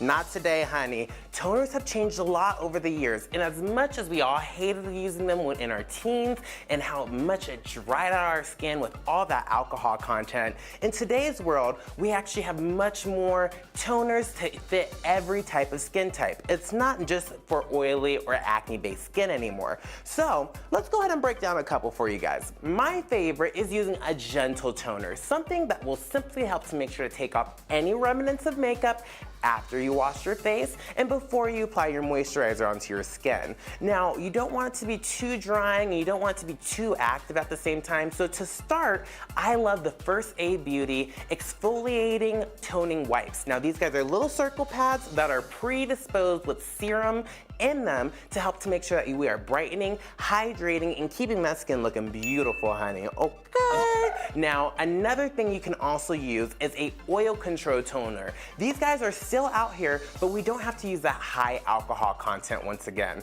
One of my favorites for these guys is actually from Ole Hendrickson, or you can always check out the Ultra Facial Oil Control Toner from Kiehl's. This guy is amazing for balancing out your skin if you might be a little bit excessively oily, and it's also going to help to make sure that we're minimizing and tightening those enlarged pores if you're more on the oily skin type. Now, another great toner is going to be for radiance in the skin. Welcome back to Daily Blast Live. Budgetologist Felicia Jones is back in studio, and she is following up with your questions about retirement in today's Dollars and Cents, presented by John Hancock. Felicia, thank you so much for coming back here. Thank you for having me again. You know how I like to hold on to my money. I know, we're going to nerd out over retirement. Absolutely, Yes. My wife appreciates it all. Let's take our first question. It's actually a video question from Sue Ellen, so let's take a look. How can I save for retirement when I'm still paying off debts? I feel like there's just never enough money to do both. So the question is, how can Sue Ellen save for retirement while still paying off of her debts? You know what? Sue Ellen first needs to take advantage of her job's 401k plan. That means money for retirement.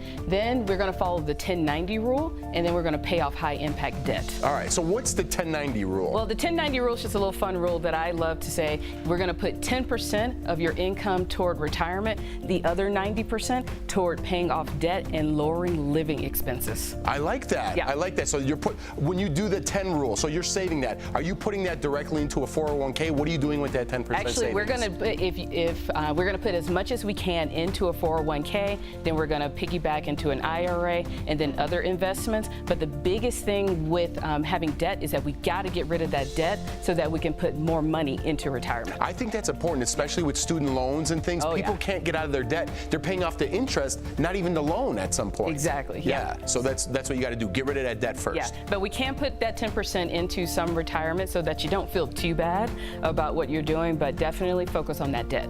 Felicia, thank you so much on behalf of my family and the DBL Nation. Thank you for the great tips. Thank you for having me here. Always a pleasure. Always a pleasure. All right, guys, so submit your financial questions for the next Dollars and Cents. Please email askmrsjones@dailyblastlive.com. And for information about life insurance and retirement planning, call John Hancock at 1-800-978-0663. We'll be right back. Promotional consideration. What's up, DBL family? Got to go through some comments. Love to hear what you guys are talking about. Let's see. These are a little old, so let's get to the new ones. First of all, are you more excited about the 50th anniversary of the space launch or Amazon Prime Day? That's what I want to know. Because are you guys, and also, what deals are you guys going after? Because I'll always look for a good deal. And then when people ask me how I came up with the idea, I say, I'll steal it from you guys and say, I thought of it myself. All right, let's see here. Wow. These are a little old. Jeff. Fishing a bunch of times in those, Jeff, come over here for a second. I have to ask you a question. Oh, Jeff, are you on the phone? Come on over here for a second. Yes. All right, now it's Amazon Prime Day. Yeah. What would what do you think your family's gonna? What do you need, or do you get stuff for yourself? I only shop on Amazon a handful of times. Right. Yeah. I get like things, like you know those. Remember those?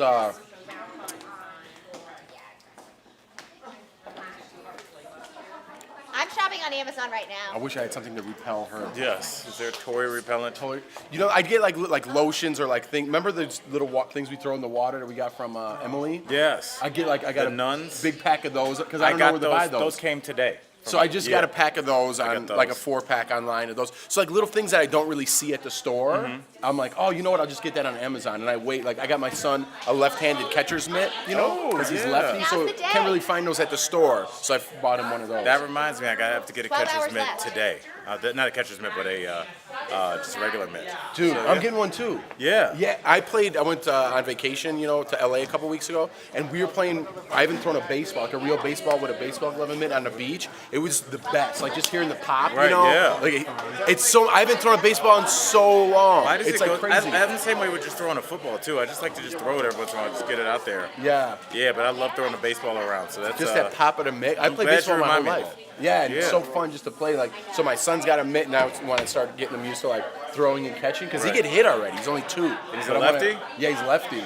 Yeah. Right. Yeah. Good sign. He likes hockey. He plays golf. So he's into sports. I don't like push him, but he loves balls like I did as a kid. I'm 40 years old. I know. I'm 40 years old, and we say balls, and it never goes everyone away. giggles. Yeah, that little fun fact about my kids, all my kids are lefties, which is Really? All 3 of them. All are lefties. And I'm not a lefty, and their mom is a lefty. Whoa, that's crazy. Isn't that interesting? Yeah. I don't know what Leighton is yet. Hey guys, do you want to Yeah. name the movie? Oh, Tori's coming. See you guys later. Oh my God. You want to name a movie quote? Yes. Okay. Hey, can I get those documents? Yeah, but you gotta ask me nicely. Ooh, that's a good one. Aaron Brockovich? So no, it's not. That was a great guess. It was a good guess. That was a very good guess. I'll do it again. You gotta ask me nicely. Oh. Because you're doing a man's voice, right? You gotta ask me nicely. All right, tell me. Few Good Men, Jack Nicholson. Oh, Jack yes. Nicholson. Take it. You're on. Here, all right. Thanks, guys.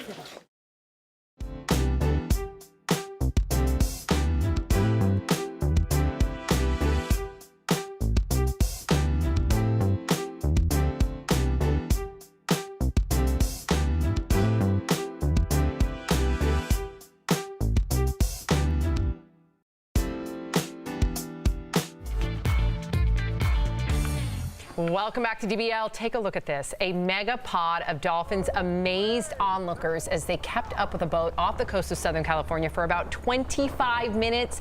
And divers off the coast of Southern England were also impressed with this massive jellyfish, which is the size of a human. They are extremely rare. I got to go back to those dolphins. Can you imagine? Apparently the people on the boat said, and there's people on jet skis too, said that the energy was just completely magical, because you know all of those dolphins are having like the time of their life. They're very social I can't imagine, creatures. but somebody on our panel can. You have not done this. A bunch of times when you just go out fishing, because I love fishing off With this many? Not that many, but maybe 50 dolphins maybe. What? And they're right on the side of the boat, like right, you could almost like touch them. way. Yeah, they follow the boat. Any boat out there, they do this a lot. I've been out there a couple times. I've seen like a handful of dolphins, but that's a dolphin party. That is so cool. I haven't been to a quote-unquote That is a dolphin party. Maybe a dolphin get-together. You're married. You can't go to those anymore. What does that even mean? We'll see you tomorrow, same time, same place.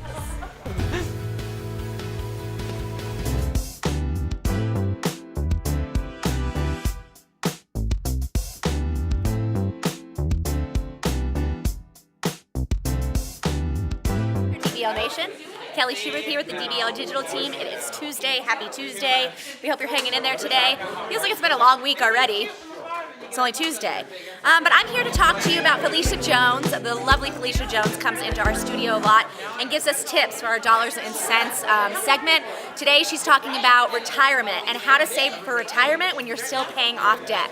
So she likes to live by the 10-90 rule, which is 10% to 401k, IRA, and investments, while 90% goes to living expenses. So this is the way we do it at our home.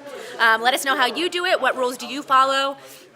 Yeah, just let us know. But if you want to send in video submissions to Felicia, that would be awesome.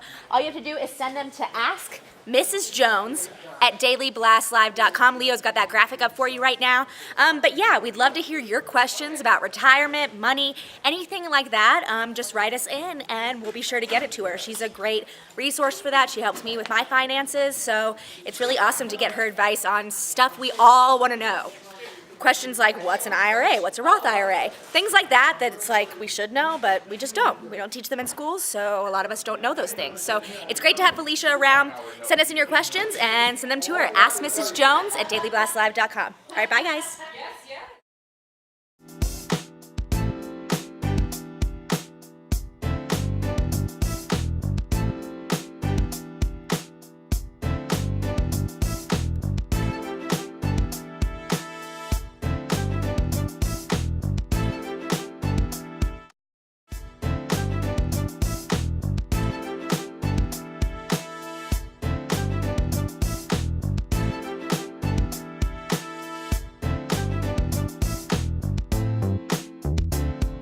This is Daily Blast Live. We're talking about what you're talking about. Because everyone's talking about this. Always live, always real, always unpredictable. You are totally off base here. Log on and join our live conversation. I can't believe I'm saying this. I do agree with you. DBL starts right now.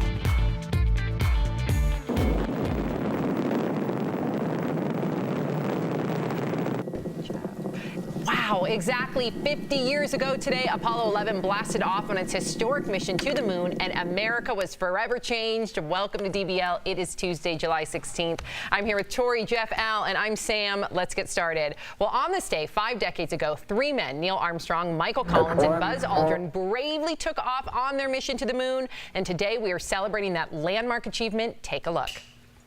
That's one small step for man, one giant leap for mankind.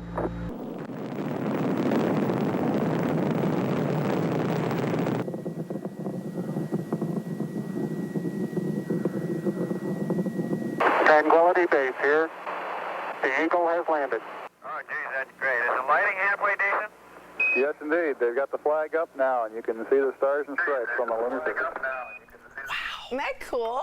None of us were alive when this happened, but our parents were alive. You think I was? I thought you were. No. Wow. I never thought How old that you am I, were. Sam? You're 42. Okay, there we go. This was 50 years ago. I know you weren't alive yet. All right. But my point is, it's still very nostalgic for all of us because we all were educated, in the history, and we all know that very phrase. We all know the sound from the mission control. We know it all. It's amazing. So can you imagine being alive during that time? My mom said she was taking her trip backpacking across Europe, and they were in the department store window looking at the TVs with all the Parisians, and they all just started crying and hugging and kissing each other because it was a step for mankind. It wasn't just America. It was like a global moment of science and curiosity. Do you want to guesstimate how many people watched it worldwide? How many? It's a lot. I know this answer. 2 billion? Less than that. Okay. So that was ruined. Now it's ruined. 1 billion? Okay, well, it's 600 million, so thanks for running That's not that many. 1 billion people watch Pakistan versus India in cricket. 50 years ago. Okay. 50 years ago, Al. All right. Jeez. Anyways. How about a shout out to Michael Collins? Don't bring no weak stats in here. Did you know Michael Collins? Yeah, of course, the guy who never got to land it. You did? Yeah. Of course, the third guy. Okay, I didn't know. The third guy. You're disrespecting him right now. Yeah, but he's No, but he is the third guy. Yeah, he's the Nobody third guy. knows Michael They Collins. needed him, but they needed him. He was the engineer. He was the one. He was the pilot. They needed him. It just must have been so frustrating to be so close. I'm not taking credit. I think he went to the moon. He deserves credit. He did. We all He know hovered over Buzz. the moon. Yeah, He we all hovered. know Neil and Buzz. We don't know Michael. That's true. You know, Neil A is alien spelled backwards. All right. Oh. Yep. There Michael you go. It's like when you walk away at a party. I just and gotta somebody move says that. on. Yeah. Yeah. Exactly. All right. Was the president of the United States being racist? We all covered this story yesterday. Many of you believe he was. Today, he's insisting his tweets telling 4 minority congresswomen to go back to the country that they came from are not racist. Trump tweeted this saying, "Those tweets weren't racist. I don't have a racist bone in my body." Meantime, the 4 congresswomen responded to the president's comments. Watch.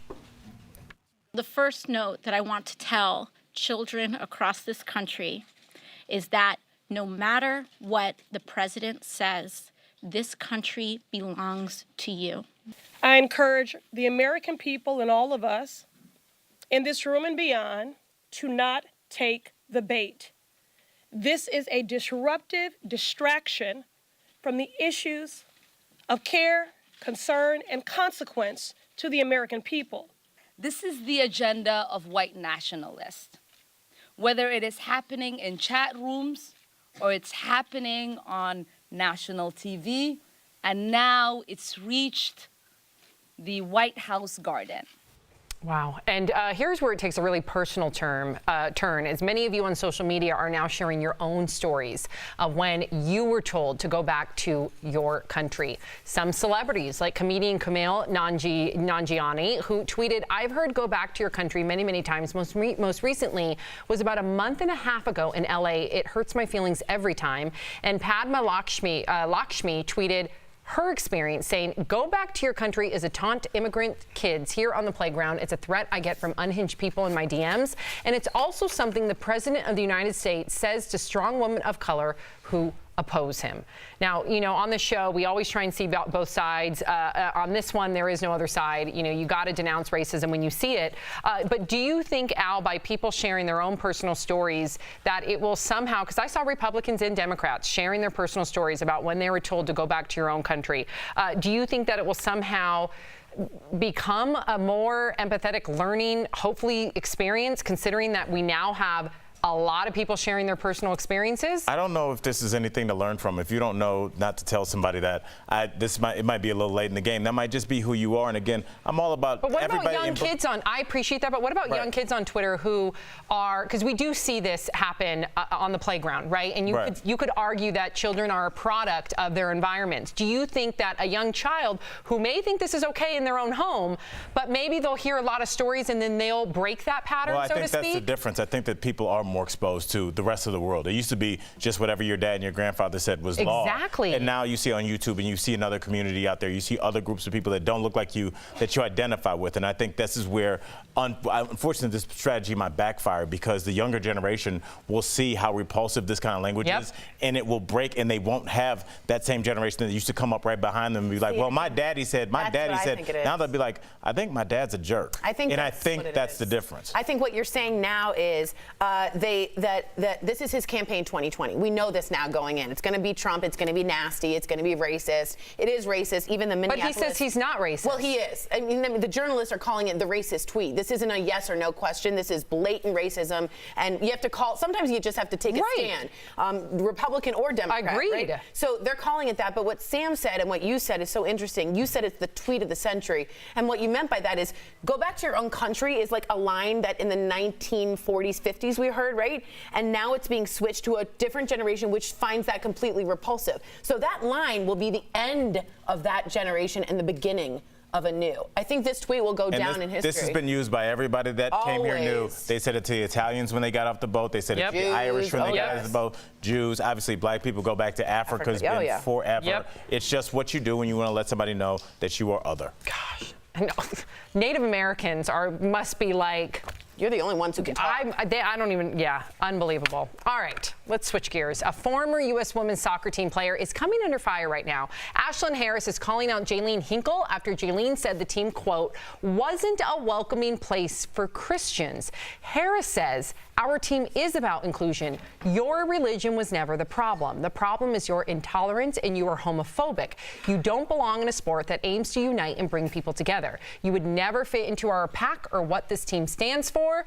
So here's the thing, Jeff. I know that you know, you've been in many different workplaces, and then I'm sure just as these women, as they're colleagues of one another, they consider that their work. Right. So when you played football in college, did you ever experience this? And then have you ever experienced dealing with someone that you did not agree with, not only on air, but just in the workplace? Everywhere you go, there's always one person at least that you don't get around. That's just human nature. You have to expect that. I'm a team guy. Played team sports my whole life, mainly football. I go in for my team. If me and my teammate have a problem going onto that field, that's in the locker room. We're going on the field as a team. We'll take care of it when we come back. You always let it go. I always let it go. When we're a team. When we're up here, we're a team. I'm not going to hang anybody out to dry. We're a team up here. We're going to take care of it off air. I'm always a team guy. I don't like that this other woman's calling her homophobic. That's a strong word to throw around. Racist is a strong word to throw around. I feel like we throw these words around a lot now, and you better be damn sure that person is homophobic if you're calling them out for that. Because if it's not, they could alter their life just because you had a bad experience with that. So keep what's in the locker room, as they say, in the locker room. Keep your business in the locker room. That's what I think is best for everybody. So just be careful of what you say out there, what you put out there, because it lives forever on social media. I'm always with being a team player, guys, and always look out for someone else's back. And you were writing notes. Yeah, we actually have breaking news. Actually, I just wanted to get to. Sorry, Daily Blast Live is live. That's what we do. R. Kelly has pleaded not guilty. He was denied bond and shackled in court. Wow. So just so you know, so he will not see. It just looks like, as you predicted, he will not see the light of day. Yeah. Even though he's pled not guilty. Yeah, and for anyone out there who has been a victim of sexual abuse, again, this is alleged. Seeing someone shackled is a real closure moment. You can take down the king. Right. So he will be shackled, denied bond, and I can't believe he pled not guilty, but that's the way he's going to play it. Wow. Yeah. Wow. I'm sure we will continue to follow that story. Well, we haven't heard the last from a man who went viral for his epic bagel shop rant. If you didn't see it, well, enjoy. Here it is again. You're great women. Why is that okay? Why is it okay for women to say, oh, you're 5 feet on dating sites? You should be dead? That's okay? Who said that to you here? Nobody. Women in general have said it on dating sites. You think I'm making that up? Everywhere I go, I get the same smirk with the biting lip. Shut your mouth. You're not God or my father or my boss. Dude, you want to step outside? You want to step outside? Huh? I'm not scared of you, pal. Enough. You shut up, too. Just like go ahead and attack me, big. Oh my God. Oh my God. Oh my God. Now that man, Chris Morgan, has inked a deal with a fight promoter to go toe-to-toe with another viral video star. That'd be a boxing match. Not much of a grappler. Yeah. Keep it on the feet. What fight is that? It was over in 1 second. Yeah. Who's going to pay to watch that? I'm just so sick of rewarding these stupid people. Sam, look, the way that you sell things is you need eyeballs. This guy has eyeballs on him right now, and people want to see more from him. It's just the way things work. We're rewarding violent, misogynistic behavior, just like we rewarded Cash Me Outside chick, and I think we have a video of her. If our viewers do not know who she is, this is who she is. How about that? Yeah, and she got into an altercation, and then the way she was rewarded was, of course, a lot of new fans, but also $1 million record deal. Yeah, I got to agree with you on this one. America is 200 years old. We're teenagers. We're infants, basically, in the world, and we like train wrecks. We're like little boys that like to see things bang together. We do. I don't know if she's a train wreck. I think there's a lot of people that clearly identify with her. There are 320 million Americans in you don't think people are watching her to make fun of her? She just did a tour through the Middle East. She is super famous. We're just old. Young people know. No, we're teenagers. Yeah, exactly. No, she's super famous, and there's a lot of people that like her music. She has a legitimate music career. She's not a one-hit wonder. She's legitimate. She just came out with a song in February with Bodak Yellow. Yeah. Oh my gosh, I just can't. Fine. At the risk of sounding old, we can do better. We're not. We're only 200 years old, but we're teenagers. Why are you saying that? I'm saying other countries are. What does it even mean? Are centuries old. America's a very young country, so we like very like. So we're teenagers? Yes. What do you mean? That makes perfect Don't sense. Agree with her. It makes We're perfect in our sense. 30s and 40s. We are not teenagers. We're a country. No, we're not. We're not. Don't go along with that. We're teenagers. If you was there an oh? Yeah, I don't know where to come from. Oh. DBL is live. Coming up, Cardi We're B teenagers. is getting slammed over her flashy fashion choices at court. But is the criticism fair? Then a teacher goes above and beyond when he saw a student always getting teased. We'll tell you how he fixed the situation in Hard Threads coming up next.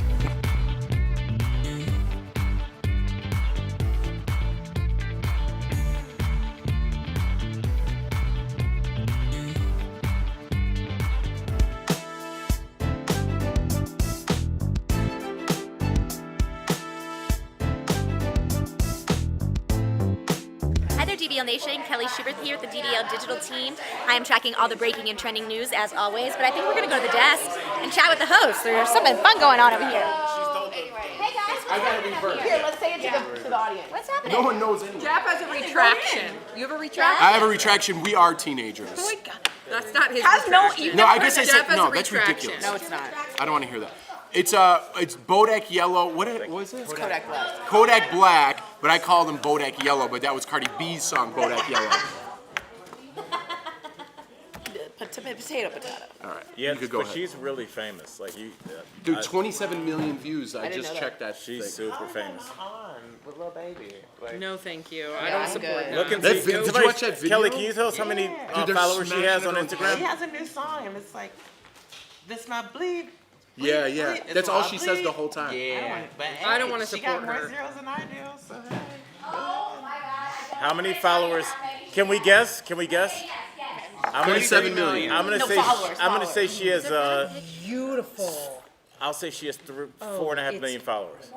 Beautiful. 10 million? More than 10 million?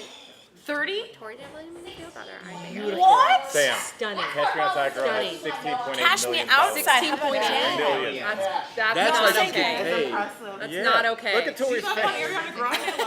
No, she's like 100 feet. So is she Ariana More than Grande? that. I think so. She's Yeah. like it's 100. so It's Kendall Jenner level. Okay, my bad. Sorry. Is that water to pour in here? Yeah. it's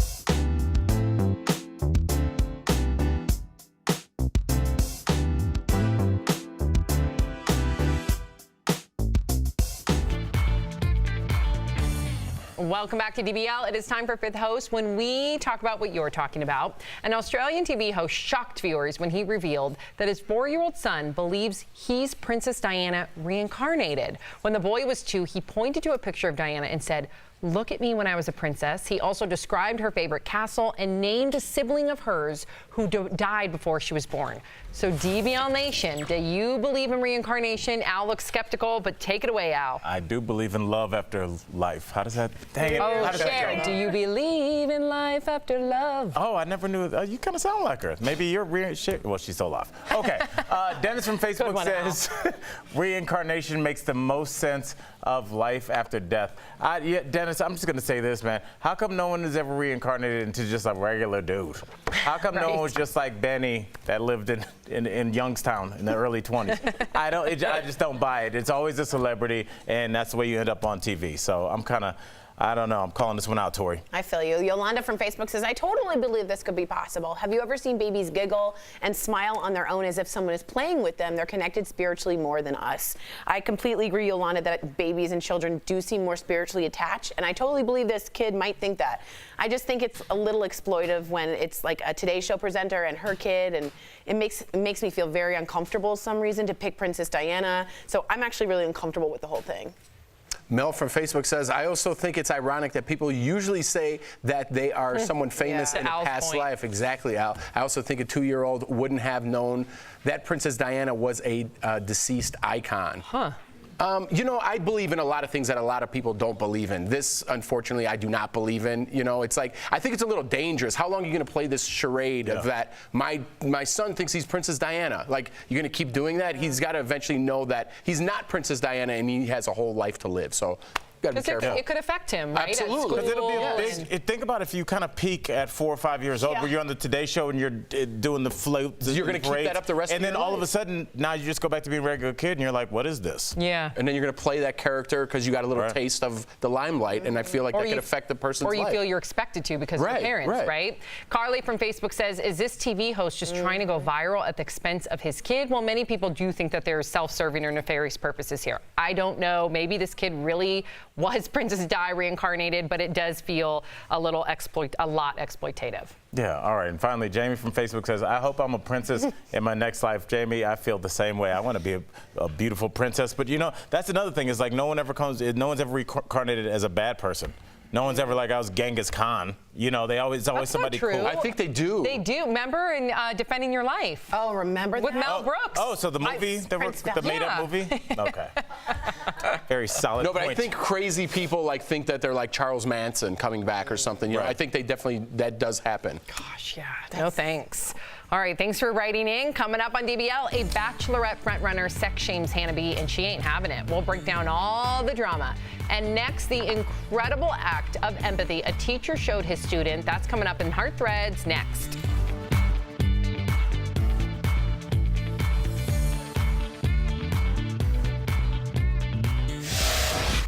Kelly Schubert here with the DBL Digital team. I am tracking all the breaking and trending news for you right now. But now it's time for Fast Blast, where I bring you all the news you need to know in under 2 minutes. Let's get that timer up. Here we go. Starting off with more in the epic R. Kelly saga. The singer is expected in court today for his bail hearing after he was arrested yet again. And get this, 2 of his live-in girlfriends are expected to be there today. Now what's sad is that their parents have been trying to get in touch with them for months. Could this be their chance? The issue is these girls seem to be under some kind of spell, and it seems like they want to stay with the singer. Now, it's important to note, as always, that R. Kelly has denied all sexual assault allegations against him. Meth gators. That's not something you hear every day. Or ever. Tennessee police are asking people not to flush drugs down toilets because animals that live downstream could ingest them, especially gators, who could become extremely angry. Now, police say if you want to get rid of your drugs, contact them and they'll handle it, because you don't want to meth with those gators. Get it? A little girl in Utah is getting all the praise after she helped police find suspected thieves. She drew this picture of a vehicle a suspected porch pirate was driving. Now, the picture was so good, police actually ended up finding the vehicle and arresting the suspect. Turns out the package they stole had textbooks in it. Way to go. Talk about dining and dashing. That's literally what one DoorDash delivery driver is accused of in Pennsylvania today. A man named Chris ordered food from a barbecue restaurant, but look at what arrived. Half of his finger-licking food had been eaten, and there were even bite marks in his ribs. The restaurant says this isn't the first time they've heard complaints about this specific DoorDash driver. Something tells me this hungry delivery man won't be delivering food much longer. Anyways, guys, that's Fast Fast for you. We'll see you soon.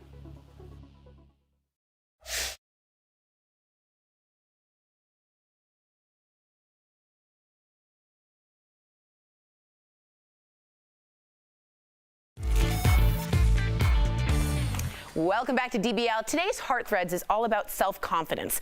Our own Brandon London shows us how one teacher gave back after seeing a student get teased for his hair. Check it out. This teacher went above and beyond to help a student in need.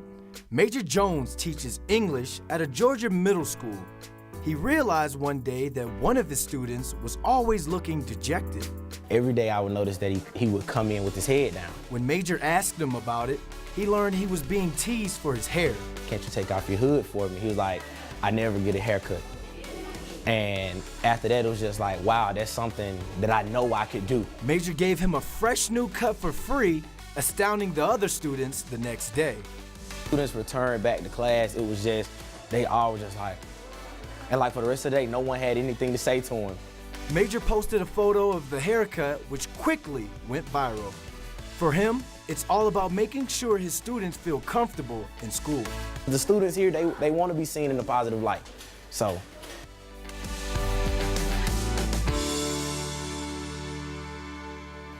That's so awesome. And coming up on DBL, talking to yourself, why it's actually a good thing. And have you ever heard of conscious dating? A racial relationship expert joins us live in studio to talk about the ins and outs of dating with greater self-awareness.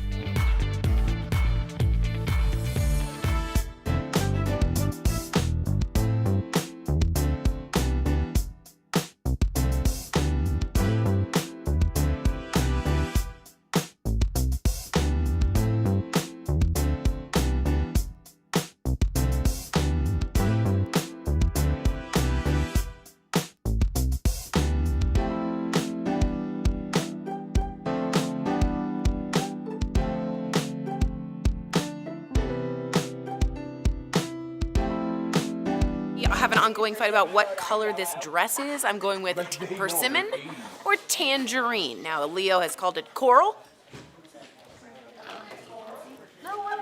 What do you think? Rosalind is someone who knows this is straight up orange. Just orange. No, I thought this was orange. Like a mandarin, maybe? Ooh, peach sunrise. Oh my God. First of all, check out what Travis is wearing. Hold on. He could be in a John Hughes movie. Look at that. If he had like a little stereo, say anything, right? Yes, man.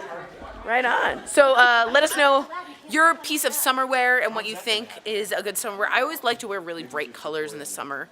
And then I like to use something called Tarte Better Bod. Tarte is Tarte. It's Sephora or Amazon Prime Day. And you use a mitt. It's like $30, and it's body foundation because I am thickly pale and I look terrible. So it's a really good suggestion if you guys are uncomfortable about how it. Like if you see on my legs here, they still look like me, but they're just like not me. It's better. A lot of you writing in saying Donald Trump. Is racist. Some people say he isn't racist. So it's one of those days where you guys are really lighting it up and back and forth. What's he doing? You hear it, but no, you can't hear it. You can't hear it? Yeah. This is crazy. I'm also okay. Sounds good. Now that's a blazer. Tori Shulman, you bailed on the heavy woolen jacket. Oh yes, yesterday Travis remembers I was wearing a heavy woolen jacket. I really wanted to rip it to shreds. I felt like it made her D, and I felt really uncomfortable.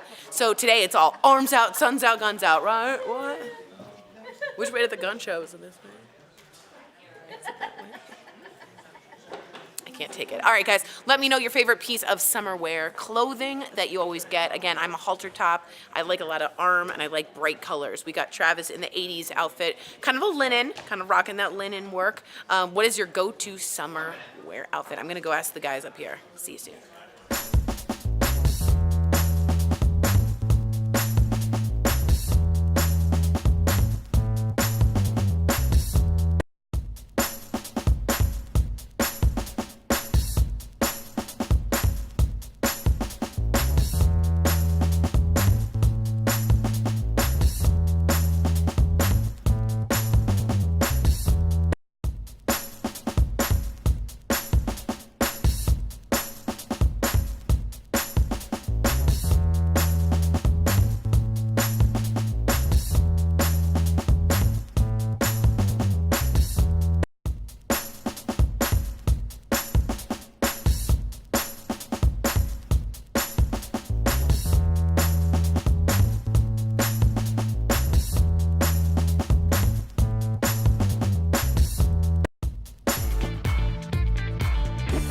Welcome back to DBL. We love sharing your comments. What do we have, Tori? All right, people are heated up. DBL Nation James from Fox 47 News on Facebook says it's okay for the women, me and you, to attack him daily, or I guess the 4 congressmen, but they can't handle his rhetoric back.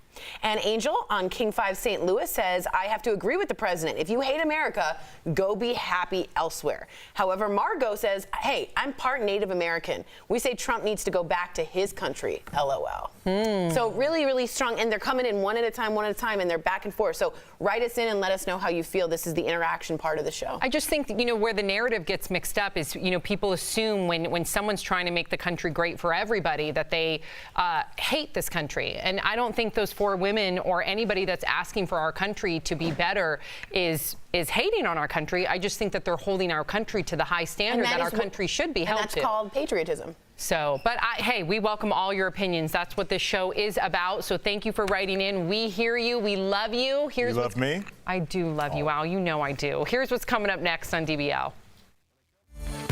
Emmy nominations are out, and we've got them.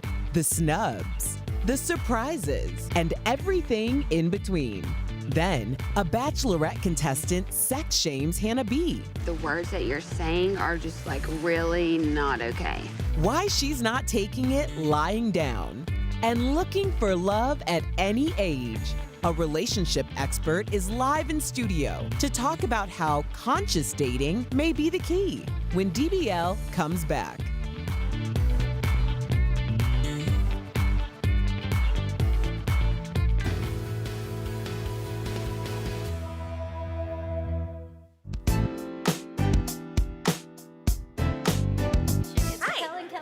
We actually have a question for you. We need some help with math. I'm trying to buy a longer extension cord because every time someone comes to my desk to listen to something, they have to like bend down really low because it doesn't stretch far enough. So I was like, Raquel, is this 3 feet? And she's like, just measure me. Yeah, because I'm 5 feet tall on a good day. So we're just gonna figure it out by doing this. I think it's 3 feet. I think it's 3 feet, so we need a 6 foot one, right? Okay. We need double this. Okay. I don't Thanks, know if DBL anyone Nation. has ever done that for measurements. Hey, it worked. Speaking of measuring and putting things together, my story is actually about the only IKEA factory in the U.S. It's closing its doors. Okay, sounds good. Thank you. I just want to let you know I have a little earpiece in my ear, and sometimes the people in the back talk to me, and that's what just happened. And funny enough, the story they're adding me to is right after something called People Who Talk to Themselves. I'm actually doing pretty well in life, so that's what I look like. But there really was a person behind that moment just now. Anyway, the factory is closing, and it's for cost. It's going to go to Europe, but there's still going to be IKEA here. Not to worry. I'm pretty sure IKEA is the reason I have any furniture in my house and any laundry bags, because if you've ever seen those big blue bags, they are great for anything. They're like the best hack in life. Honestly, I'm probably gonna go back and get some, and they have great food too. So DBL Nation, like, what is your favorite part about IKEA? I sometimes just like to go walk around there. And I will talk to you next break, and you'll hear the story that they were talking to me in my ear about. See ya.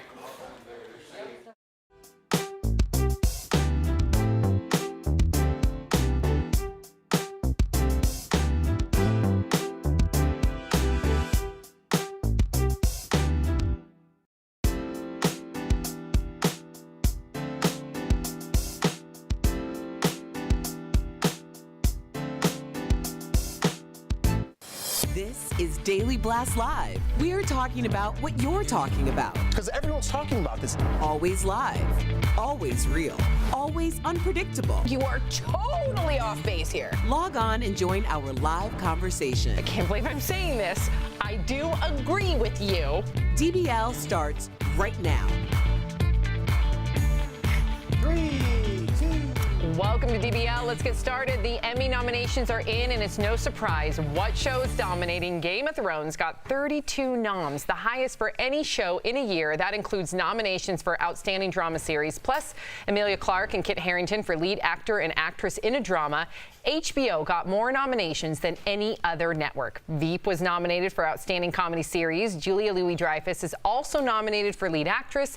And many think the biggest snub was Julia Roberts, who was not nominated for Amazon's Homecoming.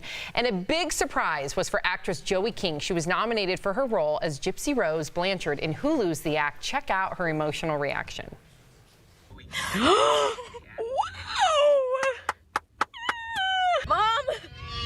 Mom, can you believe it? I'm so excited that we're nominated together. I know. I'm so happy, babe. I'm so happy for you. You're such an amazing talent. Oh my gosh, I know. That's watching someone's dream come true. Right. Wow. And our favorite show, Killing Eve, both the lead actresses are nominated. Sandra Oh's always been nominated in the last few years, but it's nice to see Jodie Comer come up. Yeah. And also Chernobyl, I believe, is nominated. Ooh, you love that series. I love that miniseries. I know people said it was slow. I was like, it takes place in an exploded nuclear reactor with people waiting around in toxic water, and everybody's like, it's kind of boring. Yeah. I loved it. I watched every episode twice. I learned so much from it. Well, I thought Homecoming was boring. Sorry, I fell off after. That's Julia Roberts' and I loved series. It. I've never heard anybody talk about that. I loved it. I don't actually love Julia Roberts, but I thought she was excellent. Like Erin Brockovich She is good excellent. in this. I thought she was great. And this was Mandy Moore's first nomination. I think a lot of people were surprised to learn that, because you assume that, Mandy Moore, especially with the success of This Is Us, that she had been nominated before. She hadn't. And apparently she is just ecstatic coming out of that, nasty divorce and all the turmoil that came out of that. She's been very transparent about that trauma, so good on her. All right, speaking of TV, spoiler alert. Last night on The Bachelorette, Hannah Brown sent home the show's controversial frontrunner, Luke P. There were a lot of reasons, one of them being he told her that if she had sex with other contestants, he would want to go home. Watch. It makes me feel like you would look at me any differently and judge me, or make me feel like you would not think of me as a woman of faith like I am, and that we weren't on the same page. And it's like you're holding no. You're holding other people to a standard that you don't even live by. Looks like they're both not over it. This all turned into a back and forth on Twitter last night. So, did Luke cross the line about Hannah and demanding that she not have sex with any other contestants? What do you think? Well, I didn't watch this season, so I don't know the dynamic of the two. So if he said something, just generally speaking. Generally speaking, not faith-based or anything like that. No, I don't think he did at all. If I was on this show, I would not like it if I really liked this woman and she slept with 3 other guys in the fantasy suite. I would have to say something to be like, listen, if you're going to go do that, I'm going to have to pull myself from the competition. I believe that's what he did. I think that's real. That's more real than being like, do whatever you want. I just want to get on the cover of a magazine. But you also know what you sign up for when you go into that show. I'm with you. In the real world, I would not be comfortable with that either. But those are my real That's how the real world works, Sam. Oh, come on. You cannot compare the real world to The Bachelor. First of all, I don't even think she liked him this amount of time. I think this was all the buildup, literally, for her to shame him in the end. I would say, in this, I don't see any shame when it comes to sex, so I don't say this with any shame. I think when a lot of people are saying I'm dating, or when you talk to somebody and they say I'm dating a couple people, I assume that you're sleeping with a couple people. And so that's no different than what's going on here. But it's no different at all. But there's no assumptions when it comes to The Bachelor and Bachelorette. There's a fantasy suite for a reason. Right, I understand, but I'm saying, relating it to most of our viewers' lives, I don't know about them, but I don't live on the Bachelor or Bachelorette set. But I think most people, whether they know it or not, are dealing with somebody, because if everybody's like, oh, I'm such a player, I got 4 girls, those 2 girls are saying the exact same thing about you. It's everybody's out there playing until there's a ring on it. So just understand that when you do sign up and when you are dating somebody for the first time, you might not want to think it, but your partner was sleeping with somebody right up until you guys made it official. That's an interesting like maybe even that more. I think that was Hannah's point. I think she was like, don't shame me. Yeah. I'm here. I know what I'm doing. And you threw baloney in someone's Yeah, he did. lap. He threw baloney at people. Yeah. Yeah. Okay. If you talk to yourself, don't worry. This might actually be a good thing for you. A social worker and author says we should all start doing it. She says that's because expressing your inner thoughts out loud can, quote, help you better conquer the present and the future. Tori, I feel like you talk out loud. I do a lot. What do you say? Okay, so this is me, right? I'm walking to work, and I trip. Obviously, that's happening. And I go, you stupid idiot. And you're mean. I'm mean. You're mean to yourself. I'm mean. So then well, she just did that so she can catch up with me and Jeff. Then we take over. No, I really. Do you ever say positive affirmations to yourself? I started studying Buddhism, and I studied every day to see if I can at least help, because it's horrible to hear Did you take any online classes? Yes. I don't need you to mock me. I'm not. I want to know for our viewers. Yes, you can take courses. What were they about? The pursuit of well-being and happiness, and then I studied Pema Chodron. And the idea is, listen, you spend the most amount of time talking to yourself. So be kind, be nice, have a good relationship. And in Sanskrit, you say Maitri. It's an unconditional friendship with oneself. I love that. I don't have that yet. I'm trying to get there. Yeah, and you talk to yourself. I kind of answer, I listen to a lot of podcasts and things like that, or a lot of things are running through my mind, and I kind of answer them out loud. You know what I mean? So I do have a conversation, so sometimes I catch myself and I'm like, am I going a little crazy now? But apparently it's a good thing. It's a good thing. I don't think you talk to yourself at all. Why do you assume that? I don't either. I just feel like you and I are just all internal. No, yeah. Sometimes I will. If I want to wake myself up, I'll wake up. Come on, Al. I'll freestyle.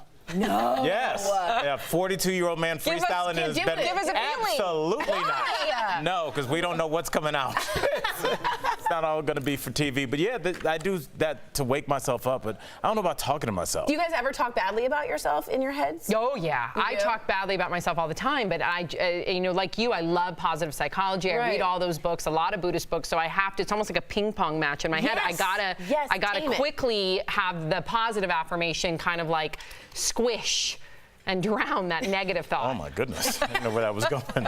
What? You shoot your negative thoughts like a ShamWow. That's amazing.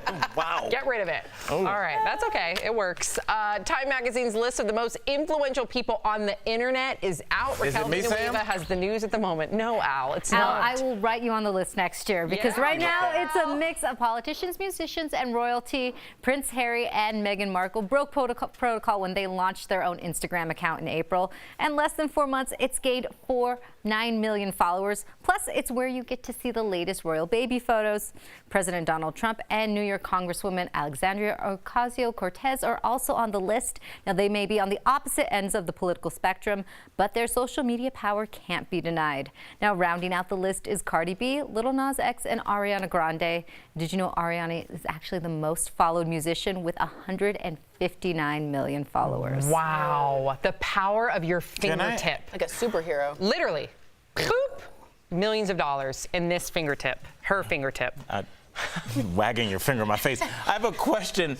Does Ariana Grande have enough hits to warrant that following?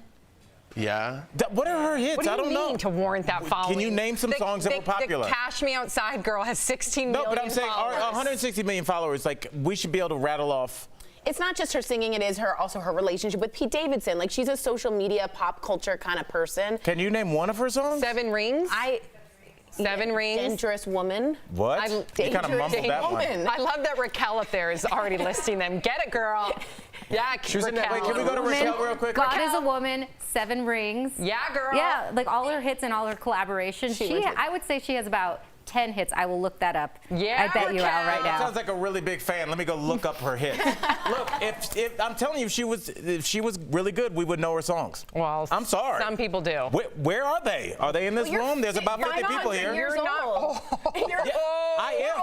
Well, I she got called that, but you there's young people in here. 500 Raquel is years young. old. Raquel is young, and she's like, I'm gonna look it up when I get home. I But- don't want to get the names wrong. I want to do her If you were a justice. I fan, could you would sing. know the names. I can sing all of them. That's Sing the one, thing. Raquel, sing one. Yes, and then we'll pay for it. I'll look up the hits and then I'll let you know. And then sing. Thank you, next. Thank you. Someone wrote in. Thank you next. Thank you. All right. Look, it took Okay, 40 Al, people. enough. Jeez. Gosh. I won. Okay. Name a song. Okay, speaking of rapper Cardi B, who was on that list, she's also facing 2 felony attempted assault counts and other misdemeanors. But what's really getting everyone's name of the attention song? is her fashion choices in court. After being called out for her red carpet looks, she's defending her outfits in court. In a since-deleted video, she talks about how she doesn't dress inappropriately. She says, quote, "I dress like a bleeping lady." Now, here's the real thing, because I know this sounds superficial on the surface. When you come into a courtroom, there is, of course, a decorum and there's rules, but it also influences not only the court of the public opinion, but the people in that courtroom. I think the most notorious person that comes to my mind is Jodi Arias, her before and after, right? So I think we have a photo, and this is not even as drastic as a contrast. Before, she was blonde, very bombshelly. Yeah. Then they made her very mousy. They put glasses on her, chopped her hair, no makeup. Talk about that strategy. Well, a lot of times people, for instance, Paul Manafort would say, I don't want to come in shackles. I want to be in a suit because I don't want them to already have that opinion of me. Interesting. Because seeing shackles sort of puts you in a different category. And some people are denied due to their offense. That's why in the beginning of the show, when I broke the news, R. Kelly was shackled in court. That's a different R. Kelly now, that he's in chains for a lot of people and the victim. So it matters if you you want to be modest, you don't want to wear something too bright, you want to be sort of forgettable, and you don't want to keep catching the jury's eye. You kind of want to let them just move past. You don't want to act like that you're not taking this seriously, right? And you should look like you're paying attention. You should be writing notes. You're in your own Tori, defense. can I ask you a quick question about R. Kelly? Do you think, because I don't think we think he's a flight risk, especially in court, are the shackles just for the optics of the public? Right, so they already took his passport, so to be honest, he's not a flight risk. Those shackles, I believe, are for the victim? For the victim. Yeah. Yeah. Yeah. Wow. All right, well, coming up on DBL, an under-the-sea adventure with a megapod of dolphins. We'll tell you where they popped up. Can you imagine? But first, a relationship expert is live in studio to tell us how self-awareness can go a long way in the dating game. Learn all about conscious dating coming up next.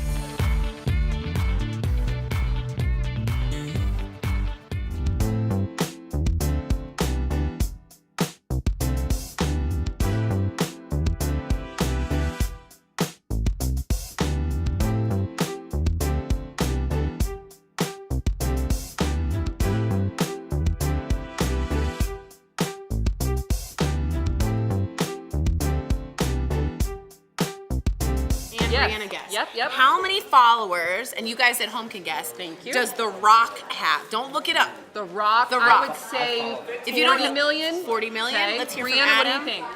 Brianna? The Rock. 68 million from David. Jeff? Jeff, how many followers do you think The Rock 40, has? How many do you think? 45 45 million. 45 million. You say what? 50? Okay. Adam? 30? The answer is 150 million. Whoa. Like, that's crazy. He is super motivational. He's awesome and on it. Yeah, he's really, really and fun. funny and Oh, self-deprecating. So same thing as last time. I changed up the first. Yeah, oh, sorry. for you. It's so nice to meet you. I'm Hi, Tori. I didn't get to I meet love you. seeing your great. dress. We're Okay, both cool. in persimmon. So we're gonna get straight to that, and then I know, that, Mandarin. So I always that try slightly and changed up everything. Oh, I'm sorry. You're Totally. fine, honey bear. So this is and these questions are conversational. So Yeah.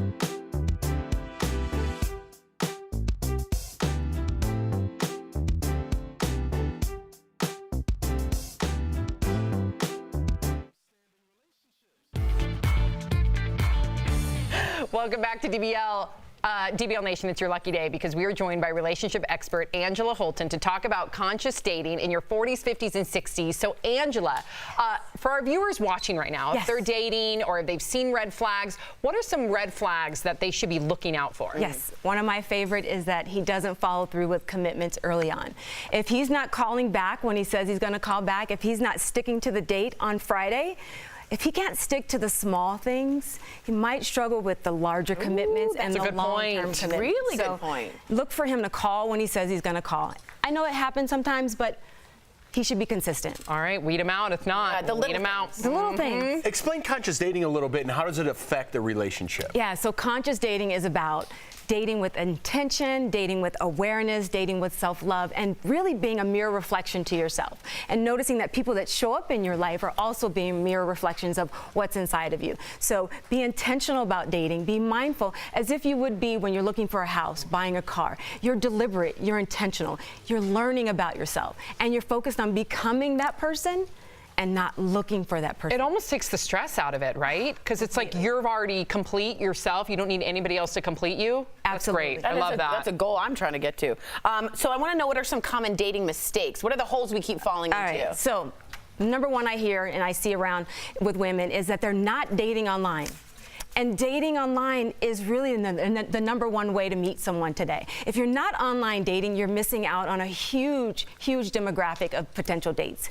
It may not be your husband, but you're creating a higher number. You're increasing your dating pool. Yeah. Date online, date on different sites. Practice.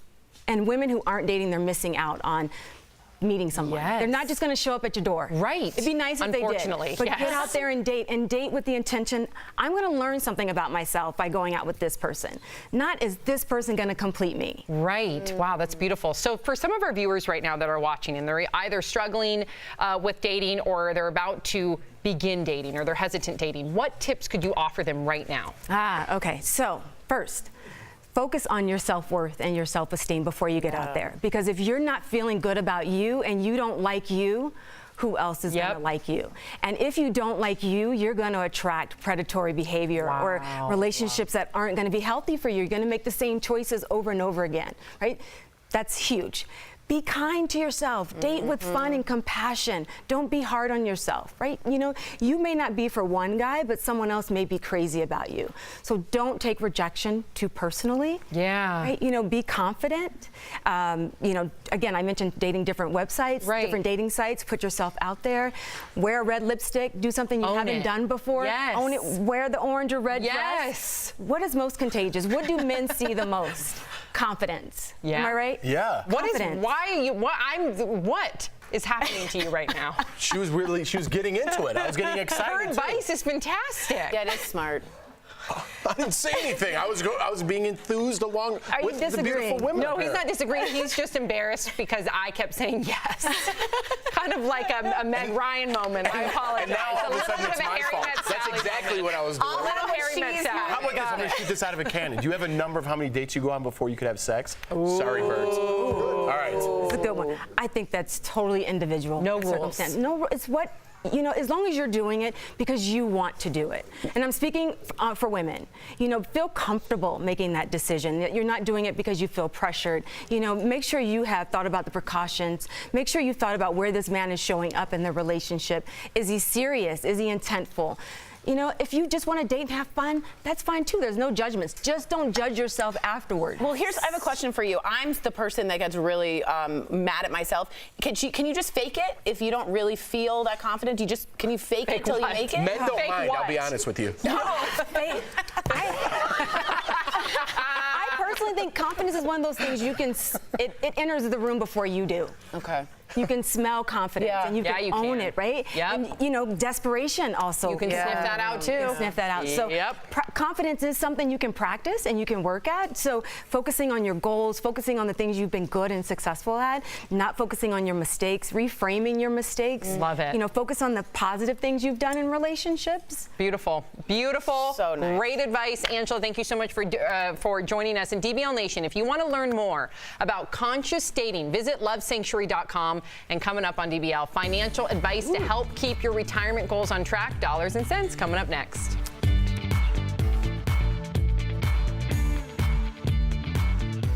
The sun used to make our outdoor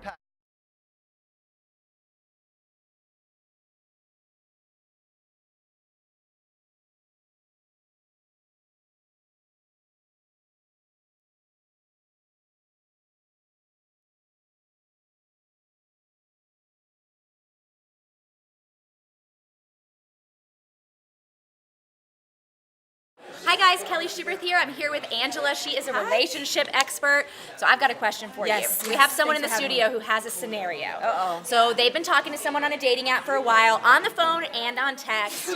They finally meet, and she looks completely different than what she, and this has been weeks they've been talking. What do? Do you say bye, or do you try to make it work even though it's different expectations than what you thought they looked like in all their profile photos? Yeah, you know, I think that's one of the big mistakes that men and women make on online dating is they filter their photos too much. Too much? Why? Yeah, it's disingenuous. You're showing up not being the person that you are. So and why would you want that? Why would you want that? But you know, if you want to do a little filter, do a little filter. You're doing a disservice to yourself and the person that's meeting you, and eventually they're going to find out, right? Yep, so, exactly. You know, I think it's both of them being honest with the connection. Like, you know, you're not really what you look like. Exactly. Yeah, You know? I think that's a good advice. Just be honest. Right, you know, but if there's chemistry and connection on different levels beyond physical, stay in touch. Yeah, communicate. be friends Because at least. If they communicated that long on text and phone calls, there's a connection.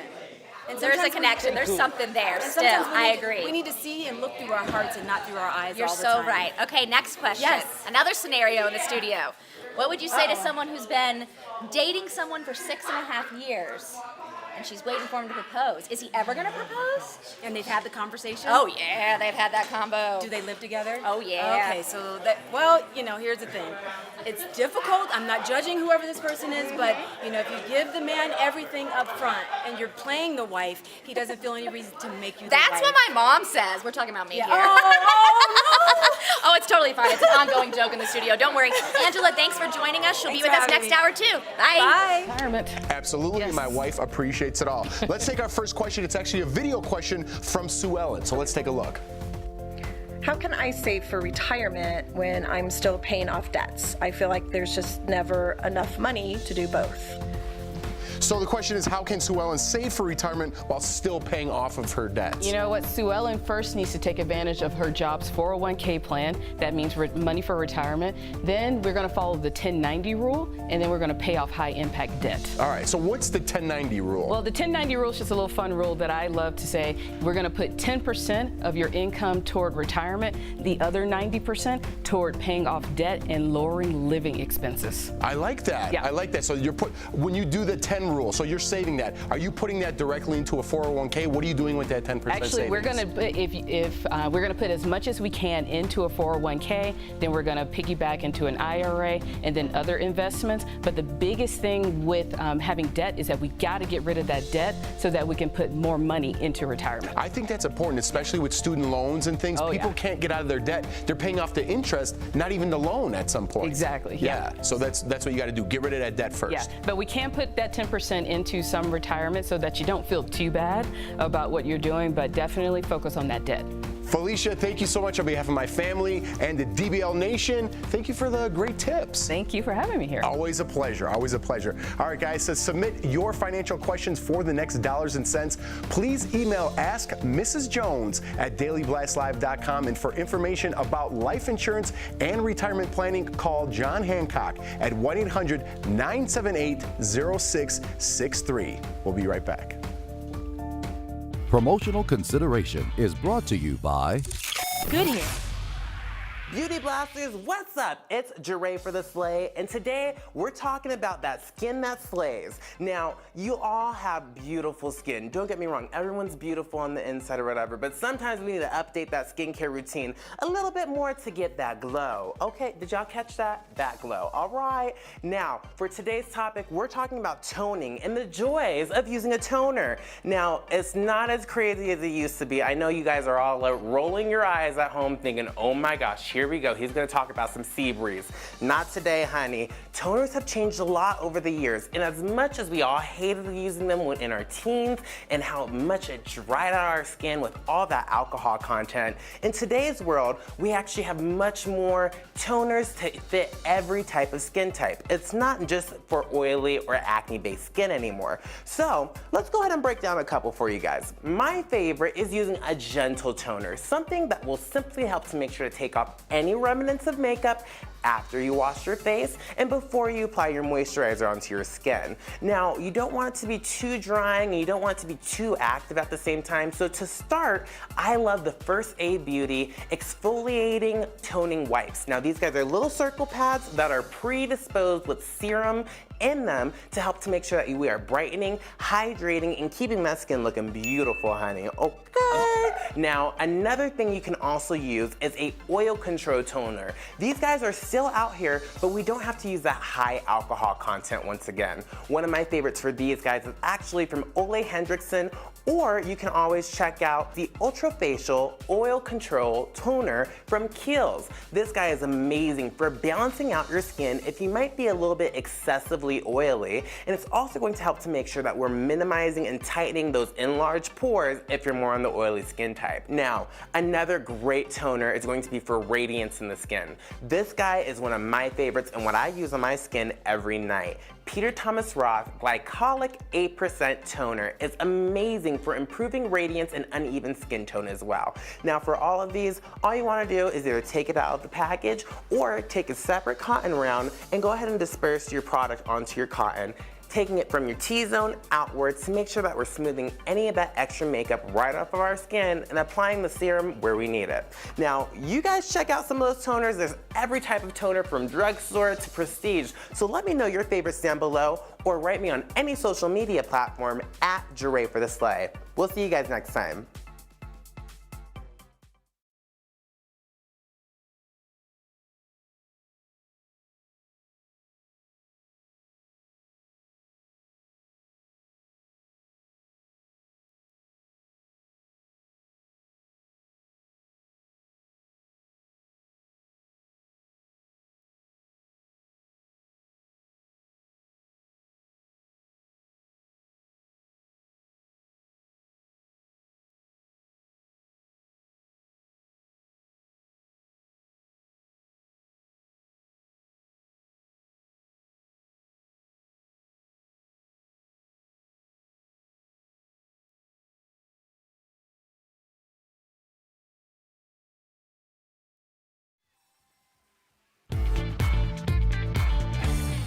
Welcome back to DBL. Take a look at this. A mega pod of dolphins amazed onlookers as they kept up with a boat off the coast of Southern California for about 25 minutes. And divers off the coast of southern England were also impressed with this massive jellyfish, which is the size of a human, which is extremely rare. Whoa, that's crazy. Wow. The dolphins, though, and I know that you've experienced this. Yeah, like when I go fishing all the time off the coast of Southern California, not this big, but you see them all the time. They follow the boat home. It's super cool. Oh, they're so cool. Unbelievable. We'll see you tomorrow, same time, same place. Bye, guys.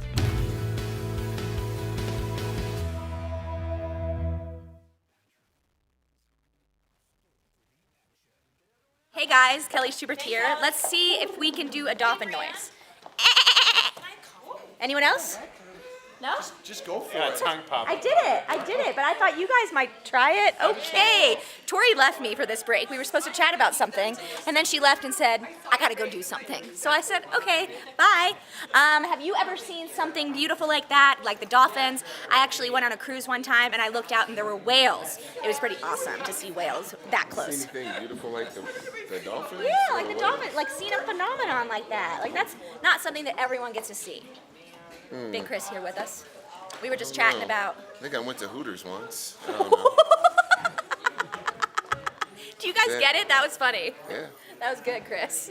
The way he was so nonchalant about it was awesome. Anyway, DBL Nation, it is Tuesday. It's a beautiful day around here. It's going to get hot in Denver this week. What is the weather where you are?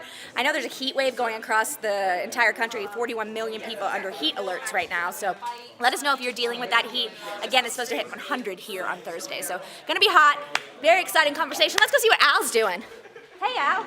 Hello. What's up? I'm chilling. You're chilling? What's happening? You approach people the same way they did on Sesame Street. Like they walk up and be like, hey, what's going on here at the Hey, shop? Al. Tell us what's going on at the desk. What was your weekend like? What did you do? I did nothing. I was telling DBL Nation I had a self-care weekend. Ooh, where I that's literally something, did- though. Yeah, but I've been in a funk, and I don't know why, so I'm Yeah. trying to get out of that funk. But I think that shows an amount of emotional intelligence to be True. like, something's like off. I mean, Yeah. it's not you can't get out of bed, but it's just something feels off. Something just feels a And I little think a lot off. of people should be, proactive. Yep. And do a self-care weekend like you did. You're right. Nice little Rather bath, little meditating, if you feeling will. better? I Yep. need to yell at Big Chris about giving you a massage. Oh, no, we're actually getting massages on Sunday, so we're going. Yeah. Okay. All right, Good DBL boyfriend. Nation, let us know how you do some self-care. That's right. Thank you. Because everyone's talking about this. Always live, always real, always unpredictable. You are totally off base here. Log on and join our live conversation. You think this hair just naturally stays like this?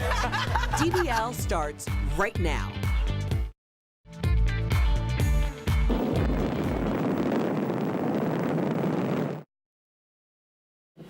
Exactly 50 years ago today, Apollo 11 blasted off on its historic mission to the moon, and America was forever changed. Welcome to Daily Blast Live. It's Tuesday, July 16th. I'm here with Erica, Tori, and Al. I'm Jeff. Let's get to it, guys. On this decades ago, three men, mind you, Neil Armstrong, Michael Collins, special shout out, and Buzz Aldrin, bravely took off on their mission to the moon. Today we are celebrating that landmark achievement. Take a look.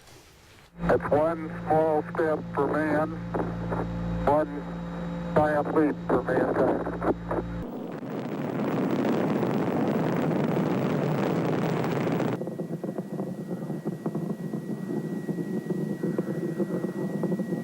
Tranquility Base here.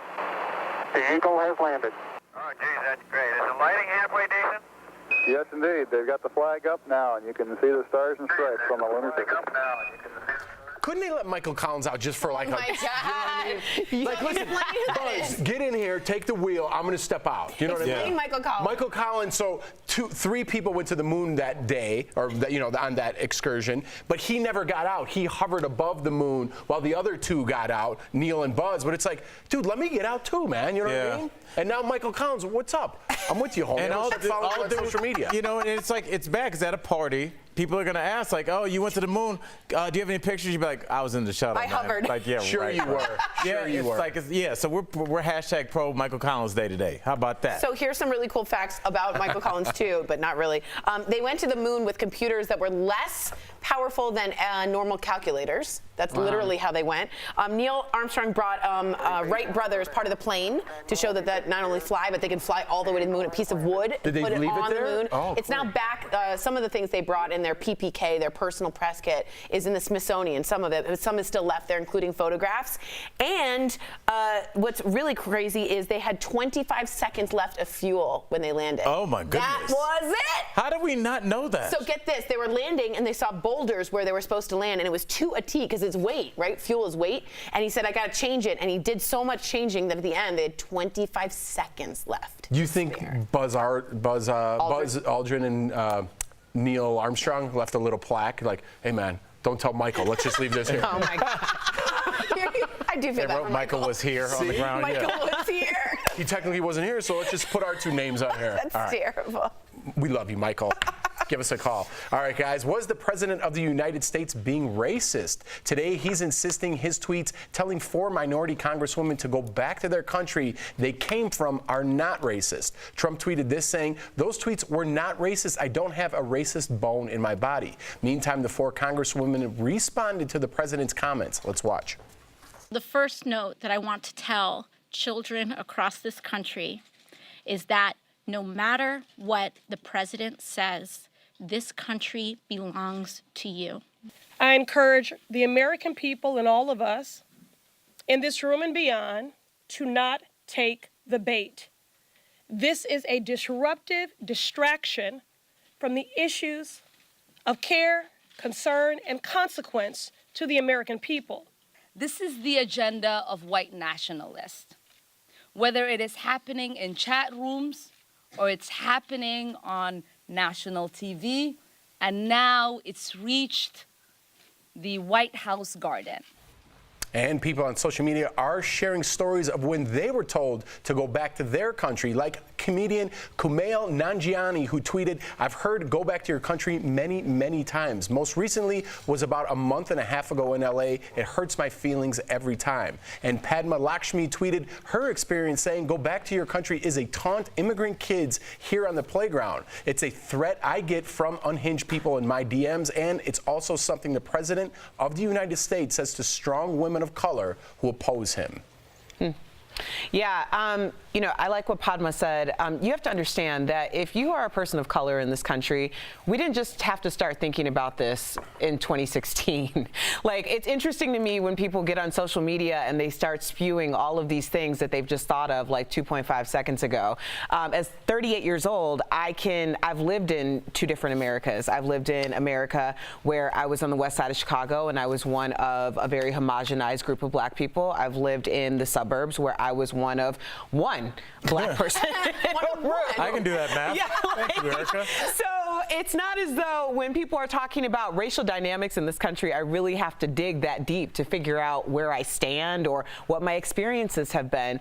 So I think it's just really important that people listen to one another because empathy is everything. But if you don't want to empathize, know that you are going to be completely outnumbered by people who really understand what the dynamics are in this country from a perspective of themselves as well as a perspective of how other people treat them. So you're just a little ill-equipped for this conversation. I like how you said that. Yeah, it's not just us calling it a racist tweet. I mean, when you take a stand, you take a stand. So in Minneapolis and many newspapers, they're just calling it the racist tweet or a racist tweet to refer to it. I do believe this tweet will stand out for Trump, and I know he's had a lot of standouts. But when you say go back to your country, that's a line like, as you said, as any immigrant has heard that before or any person of color. So it's one of those lines that separates generations, right? So the old generation dying out and then the new. And that tweet was a line in the sand where Trump's going to go 2020. My election is going to be based on dividing everybody. I'm doubling down. I'm tripling down. So for the next 4 years, get ready to hear more and more of that. That was a little preamble to that. But if the other side, you feel like that is not moral, I think you're going to be the ones, if they vote, to just take over the other generation. I'm hoping, because they've all had that experience. Yeah, and I mean, I think that as like for a Jewish person or African Americans to sit here and speak on this, I mean, Jeff, as somebody that's of Italian descent, my mother came here on a boat. Right, came here on a boat, and I guarantee you, she not only heard that, but saw signs about it. Anybody that's of Irish descent, you can pull those pictures up on Google, because I know a lot of people will be like, it's not racist. This is just a thing that's used to divide us from them. It's a trope. And sometimes it's Jewish people, sometimes it's African Americans, sometimes it's Italian Americans, sometimes it's Mexican. It doesn't matter if you're brown, doesn't matter if you're white. It's about how a demagogue works. They take whoever the other is, and they use the rhetoric and put the populace against them. It's worked forever. Right. It will continue to work. People do this strategy But I think, because it works. I hope that is dying out. Let's and that hope. the next generation is ready to take over. I hope so. Yeah, me too. Well, it's got to die out eventually, because there is going to come a time in the very near future where everybody's pretty much going to be the same color anyway. They'll find a way. Like, you're tan, I'm beige. Oh, you're right. You're right. Exactly. All brown. Well, colorism is a very real thing. It's a real Very thing. true. All right, that's another day. All right, guys, a former U.S. women's soccer player is coming under fire right now. Ashlyn Harris is calling out Jay Ellen, is that right? Jay Ellen Hinkle after Jay Ellen. I think it's Jaylene. Jaylene, there Yes. we go. Jaylene, thank you, Al. Said the team, quote, wasn't a welcoming place for Christians. Harris says, our team is about inclusion. Your religion was never the problem. The problem is your intolerance and you are homophobic. You don't belong in a sport that aims to unite and bring people together. You would never fit into our pack or what this team stands for. So how do you deal with judgment? How do you deal with judgment of people in the workplace or even in a team situation, which it is more so Well, you for me? played college football. I grew up playing team sports my whole life, Right. and it was always team first. Even that's the way I lived my life past my sports career, is team first. I'm always a sports guy. If we had something going on in the locker room, we went out in the field and we handled our business with the opponent, not with each other. When we came back in our locker room, we could handle our business. If we have a problem on this set, we'll handle it off camera. We don't bring our business up to here if we have a problem, because we're grown-ups. We're a team, and that's the way we operate. I don't like teammates calling out other teammates. That's just not how I roll, you know? But you also don't like teammates that are judging other teammates, like the other way around. You know Absolutely not. Because the thing is, I read into this, and they do prayer circles. That team is actually quite Christian, and they actually have a lot of very open religious practices. They also happen to have a lot of gays and lesbians. Now, she refused to wear the LGBT jersey. Totally okay. If you don't want to wear that, that's absolutely your right not to wear But it. does that make you homophobic if you do not want to wear that? No, but I Right. think there were other things said that made her feel that she's not just blaming it on Christianity, she's just straight a homophobic. Okay. And when you're that way in the workplace, that's not going to fly in 2019. Well, it's not going to fly if you are a homophobic, if you are racist, if you have any other qualities like that. But to throw that word around, you have to be sure that that person is exactly that. I agree with you, Jeff. I think the issue really comes out, and I think people should start calling each other out. People are hiding behind Democrat, Republican, Christianity in order to protect their agendas. So when you're using that in order to protect your homophobia or your racism, then that's where the issue lies. And that's when it's within your circles, as you said yesterday, to call things out for what they are. No, this isn't because you're a Christian. It's because you're being this. No, it isn't because you're this. It's because this is what's actually protruding from your body and your mouth. So, I mean, that's the issue. When we call it one thing, that's the reason why we have to be very, very clear about what things are in the moment. Absolutely. I think that's how things get so blurred on social media, because people would say whatever they want and be like, I'm Christian. Right. You can't say that. You know what I mean? And I'm not using Christian as an example. It goes both ways. Yeah, it goes every way. You know what I mean? Agree. All right, guys, let's get this last one in. We haven't heard the last from a man who went viral from his epic bagel coffee shop rant. You guys remember this? And if you don't, here it is. You're great women. Why is that okay? Why is it okay for women to say, oh, you're 5 feet on dating sites? You should be dead? That's okay? Who said that to you here? Nobody. Women in general have said it on dating sites. You think I'm making that up? Everywhere I go, I get the same smirk with the biting lip. Shut your mouth. You're not God or my father or my boss. Dude, you want to step outside? You want to step outside? Huh? I'm not scared of you, pal. Enough. You shut up, too. Just like, go ahead and attack me, big. Oh, my God. Oh, my God. Now that man, Chris Morgan, get this, has inked a deal with a fight promoter to go toe-to-toe with another viral video star. It's not going to last long because he just got thrown down in 1 second. It's not going to be a long fight. Did you guys notice This is insane. Did you guys notice how overstaffed that bagel shop was? Like a large 8 crowd. people behind the counter. Yeah, I mean, Saturday morning rush. I mean, honestly, I think this is what our country does. It takes your anger, it packages it, and it resells it back to you. When you see things like New York effing city, that used to be New York's attitude. They put on a T-shirt, now tourists from Topeka, Kansas buy it. That's what we do. This is what we do. This guy's got eyeballs on him. They'll be like, what do you want to see him do? Well, who's willing to pay? But do you think we're rewarding terrible behavior? Yes. I mean, come on. This is like. But we did this. I know. Tanya Harding. I know. Right? Didn't she do celebrity boxing fights? Yeah, she got a movie made about her, Cash Me Outside Girl, which we don't have time for. But the list goes on, and people are getting rewarded for their terrible behavior, which makes people do terrible things online to hope that they become a star themselves. You better hope that's forever money, whatever you do. Yeah, you better. You better.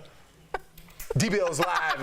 Coming up, Cardi B is getting slammed over her flashy fashion choices at court, but is the criticism fair? Then a teacher goes above and beyond when he saw a student always getting teased. We'll tell you how he fixed the situation next in Heart Threads. And you, the viewer, are the fifth host. Do you believe in reincarnation? You'll never guess who a 4-year-old Australian boy claims to be in a past life. Your comments next.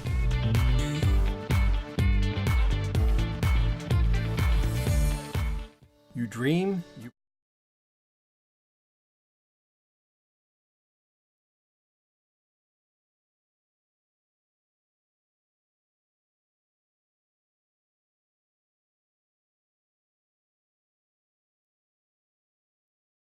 I am on Amazon Prime right now, being honest. It's a Prime Day. It's Prime Yes, Day. it's Prime Day. There's another app you have to download, which I didn't know. I didn't know that either. Yeah, Are you sure? Yeah, I just downloaded it. Well, I didn't have know somebody that. else's phone? No, but like, why would you have to download something else? I don't know. Did you think there's an app called sleep apnea? You're good with coming up with app names. That's the second one. Remember separation? Separation. That was a good idea. What is it? You don't remember my Do separation you want to app? say it on camera? Or do Yeah. You want to talk Yeah. about separation later? Like, so to separate, no, sep app. I thought it was separation. Save it for the pitch meeting, Jeff. No, dude, this is a good idea. So it's an app that helps you get divorced. Ooh. Like separate, but it's an app, so it's separate. Yeah. Should we workshop that more? Separate. Separate. They could just call me. I can tell you exactly how to keep Yeah, but you know, there's so many. It's all just money with the lawyers now. You know what I mean? So if you had an app that just had to send it off to a judge, pay a couple Break the bucks. middleman. Yeah. It's so smart. A lot What of an people do app! it. Boom. You even came up with a logo for it, didn't I you? did. Yes. I have it It's somewhere. a little puzzle piece that's Wow, you separate. remembered that. You put it on your I computer know. for like I 10 did. years. I did. And now it was sleep apnea. That's not bad. See, I got $1 million ideas up here. That hamster's working overtime. There we go. There's steam coming out of his little feet. So a lot of you writing in saying Trump, well, a lot of you saying Trump is a racist, and then the very next person will say Switching Trump gears. is not a real racist. Again, Kayla Cade, hi again. And gals, we love you here in New Orleans. Yeah. She's been writing all day. I Hi again, love Tori. New Orleans. You guys rock it Is every it New day. Orleans or New Orleans? Yeah, how do you say I it? think it's New I Orleans. feel Nolans. I feel like they say Nolans. So I I feel can't like say I'm not that. I don't- from if there and you- I don't say it right. Yeah, but I don't think Nolans. I'm you, from New Ohio. Orleans. I don't I think come they from have- New Orleans. Go New Orleans I think Saints. It's like Louisville. You got to say Yeah. it like Louisville. Yeah. Like Say it Baltimore. Like New Orleans.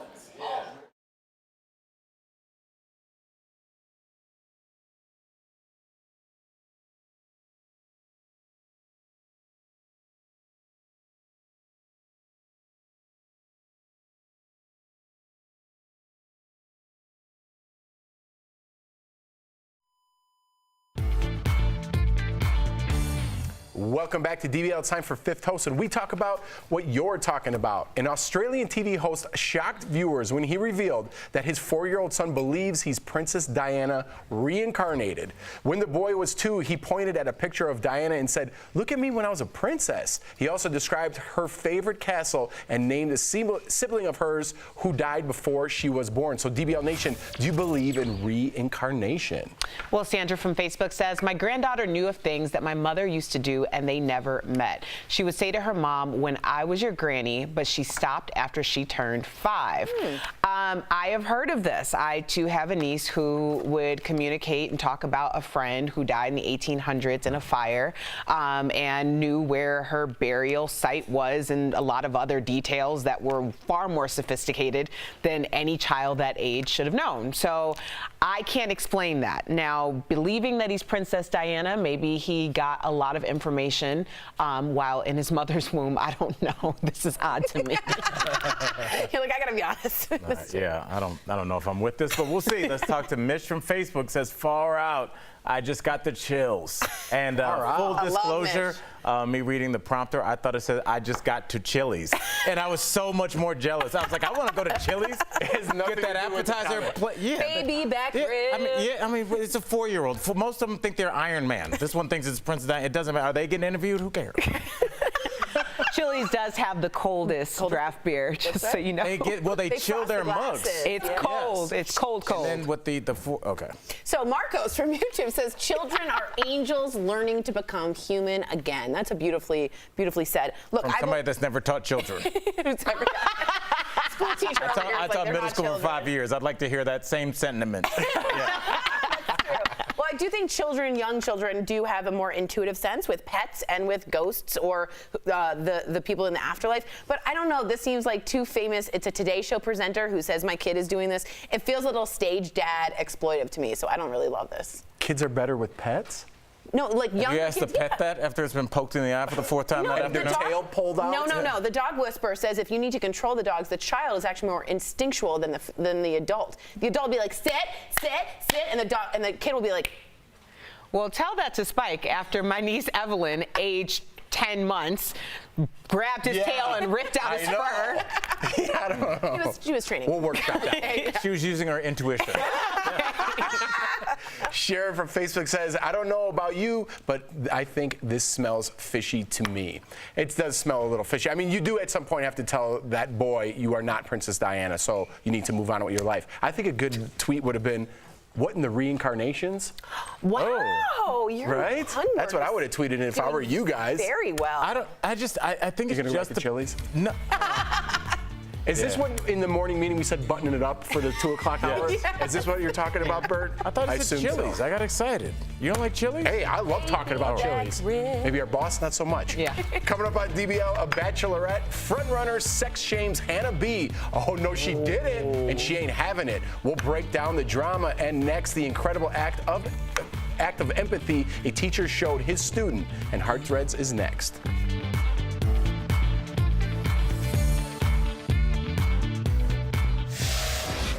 Kelly Schubert here with the DBL Digital team. I am tracking all the breaking and trending news for you right now. But now it's time for Fast Blast, where I bring you all the news you need to know in under 2 minutes. Let's get that timer up. Here we go.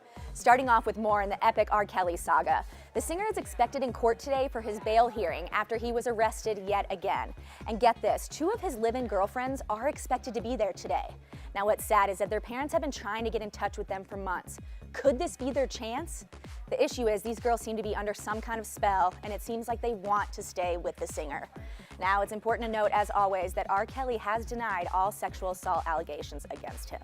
Meth gators. That's not something you hear every day, or ever. Tennessee police are asking people not to flush drugs down toilets because animals that live downstream could ingest them, especially gators, who could become extremely angry. Now, police say if you want to get rid of your drugs, contact them and they'll handle it, because you don't want to meth with those gators. Get it? A little girl in Utah is getting all the praise after she helped police find suspected thieves. She drew this picture of a vehicle a suspected porch pirate was driving. Now, the picture was so good, police actually ended up finding the vehicle and arresting the suspect. Turns out the package they stole had textbooks in it. Way to go. Talk about dining and dashing. That's literally what one DoorDash delivery driver is accused of in Pennsylvania today. A man named Chris ordered food from a barbecue restaurant, but look at what arrived. Half of his finger-licking food had been eaten, and there were even bite marks in his ribs. The restaurant says this isn't the first time they've heard complaints about this specific DoorDash driver. Something tells me this hungry delivery man won't be delivering food much longer. Anyways, guys, that's Fast Fast for you. We'll see you soon.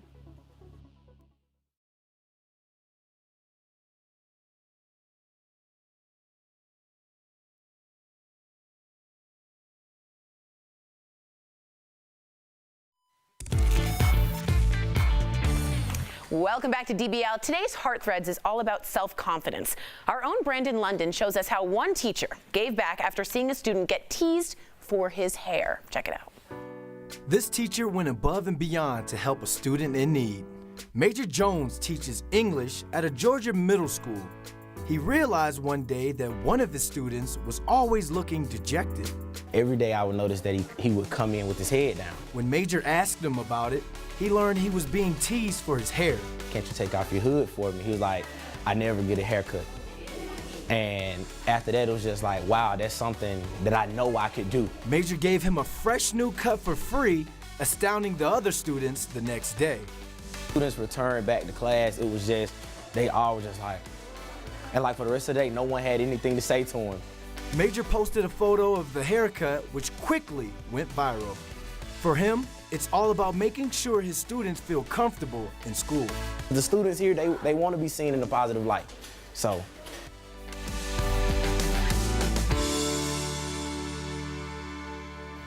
That's so awesome. And coming up on DBL, talking to yourself, why it's actually a good thing. And have you ever heard of conscious dating? A racial relationship expert joins us live in studio to talk about the ins and outs of dating with greater self-awareness. Promotional consideration is brought to you by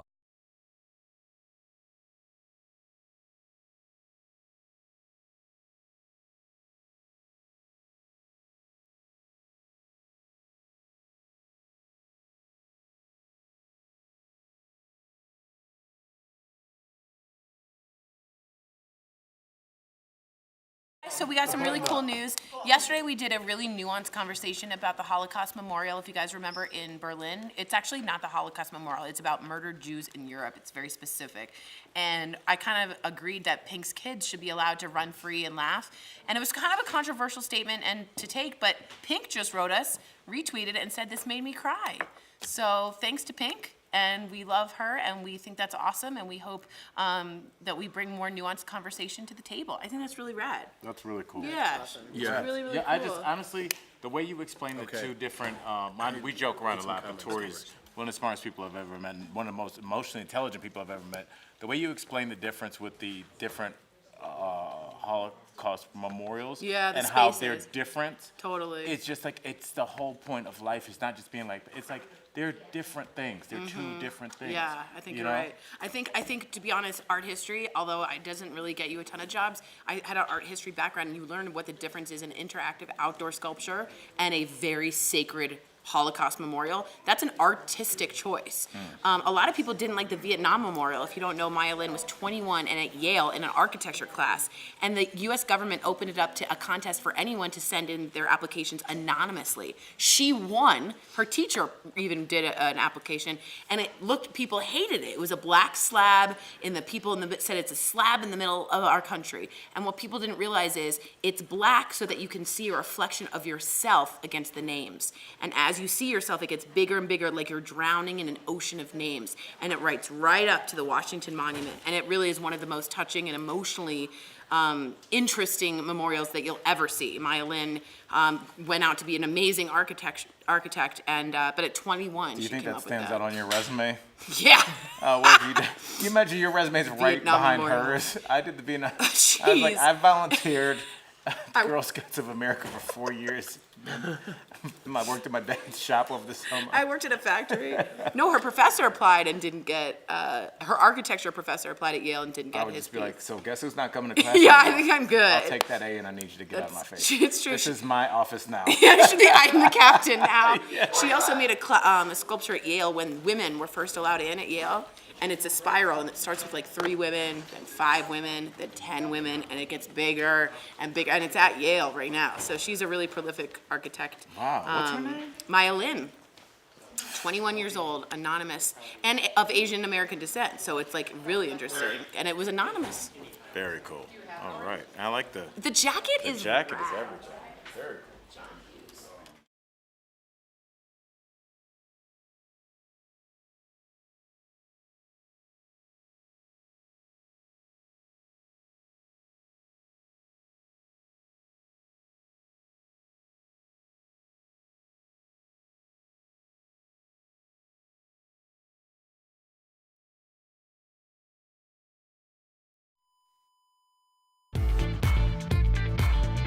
Welcome back to DBL. Tori, we love sharing your comments. Actually, we have something really cool happen in the break. Yeah, so we yesterday had a pretty nuanced conversation about the Holocaust Memorial in Berlin and if Pink's kids should be running outside or playing. And we had a really nice, kind of controversial... Pink tweeted a picture of her kids running at the memorial. That's it, right. And people were angry about her running. And I, as a Jew, kind of brought up the differences in spaces for Holocaust Memorial, and I thought it was a lovely thing. And we put it on Twitter, and Pink just retweeted it and said, "This made me cry." So it's really nice. So that's Pink, really cool. I thought it was a great explanation. I thought after you explained that, there really was no more controversy of what that was. Thanks, so great man. job. Appreciate great it. job. Pink. Thanks for watching. Here's what's coming up next on DBL. Emmy nominations are out, and we've got them. The snubs, the surprises, and everything in between. Then, a Bachelorette contestant sex shames Hannah B. The words that you're saying are just like really not okay. Why she's not taking it lying down.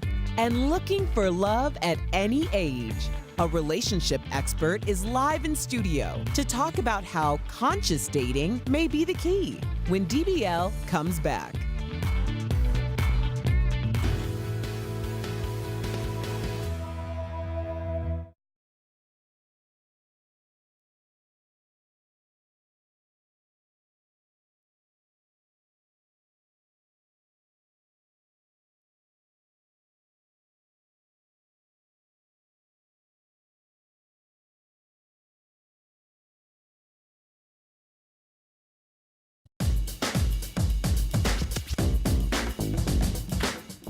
I am Patty Donnelly, and I am the Senior Supervising Producer at Daily Blast Live. I manage the show and the staff, and I oversee creative and help pick the stories. You know, and I also help by just using my past experience to better produce pieces and content on the show.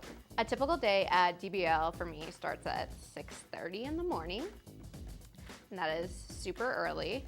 So it generally starts with me hitting snooze 4 times and then going to Starbucks and then rolling in at 6:30 on the dot. Whew, it's hard. And in the morning when we come in is my first meeting of the day. It's at 6:30 and it's the creative content meeting, and it's with just 4 other producers and then Chris Clark, the executive producer of the show, and myself. And basically we hear what stories are going on, what has been happening overnight, what the news is, and we start planning the show and what we're gonna put in it and what stories we care about. It's actually my favorite time of the day. It's really fun, and it's my favorite thing ever, which kind of sucks that it's like in the morning, because after that, then there's nothing to look forward to, but I love that meeting. Since it's such a small group, we laugh a lot and tell a lot of jokes, and I just come up with some really great ideas because of it, and it's really awesome. What I like best about working at DBL as opposed to other shows is that we have a really cool culture here, and it is a lot different from when I worked in LA, meaning we put the show above, you know, we care about the show, we want the show to do well, but we don't put it above ourselves. And that's something that a lot of times in LA, you sacrifice a lot to make sure the show is awesome. And here we, I think, almost have our priorities in balance a little more, and we laugh a little bit more because of it. Welcome to Daily Blast Live. Let's get right into it. The Emmy nominations are in, and it's no surprise what show is dominating.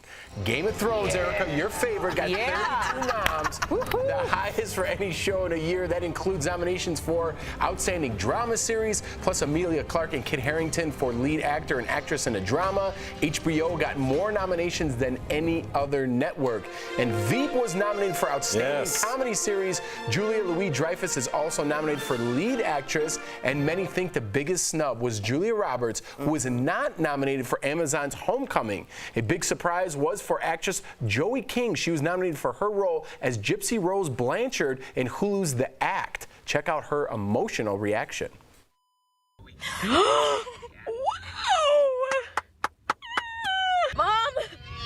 Mom, can you believe it? I'm so excited that we're nominated together. I know. I'm so happy, babe. I'm so happy for you. You're such an amazing talent.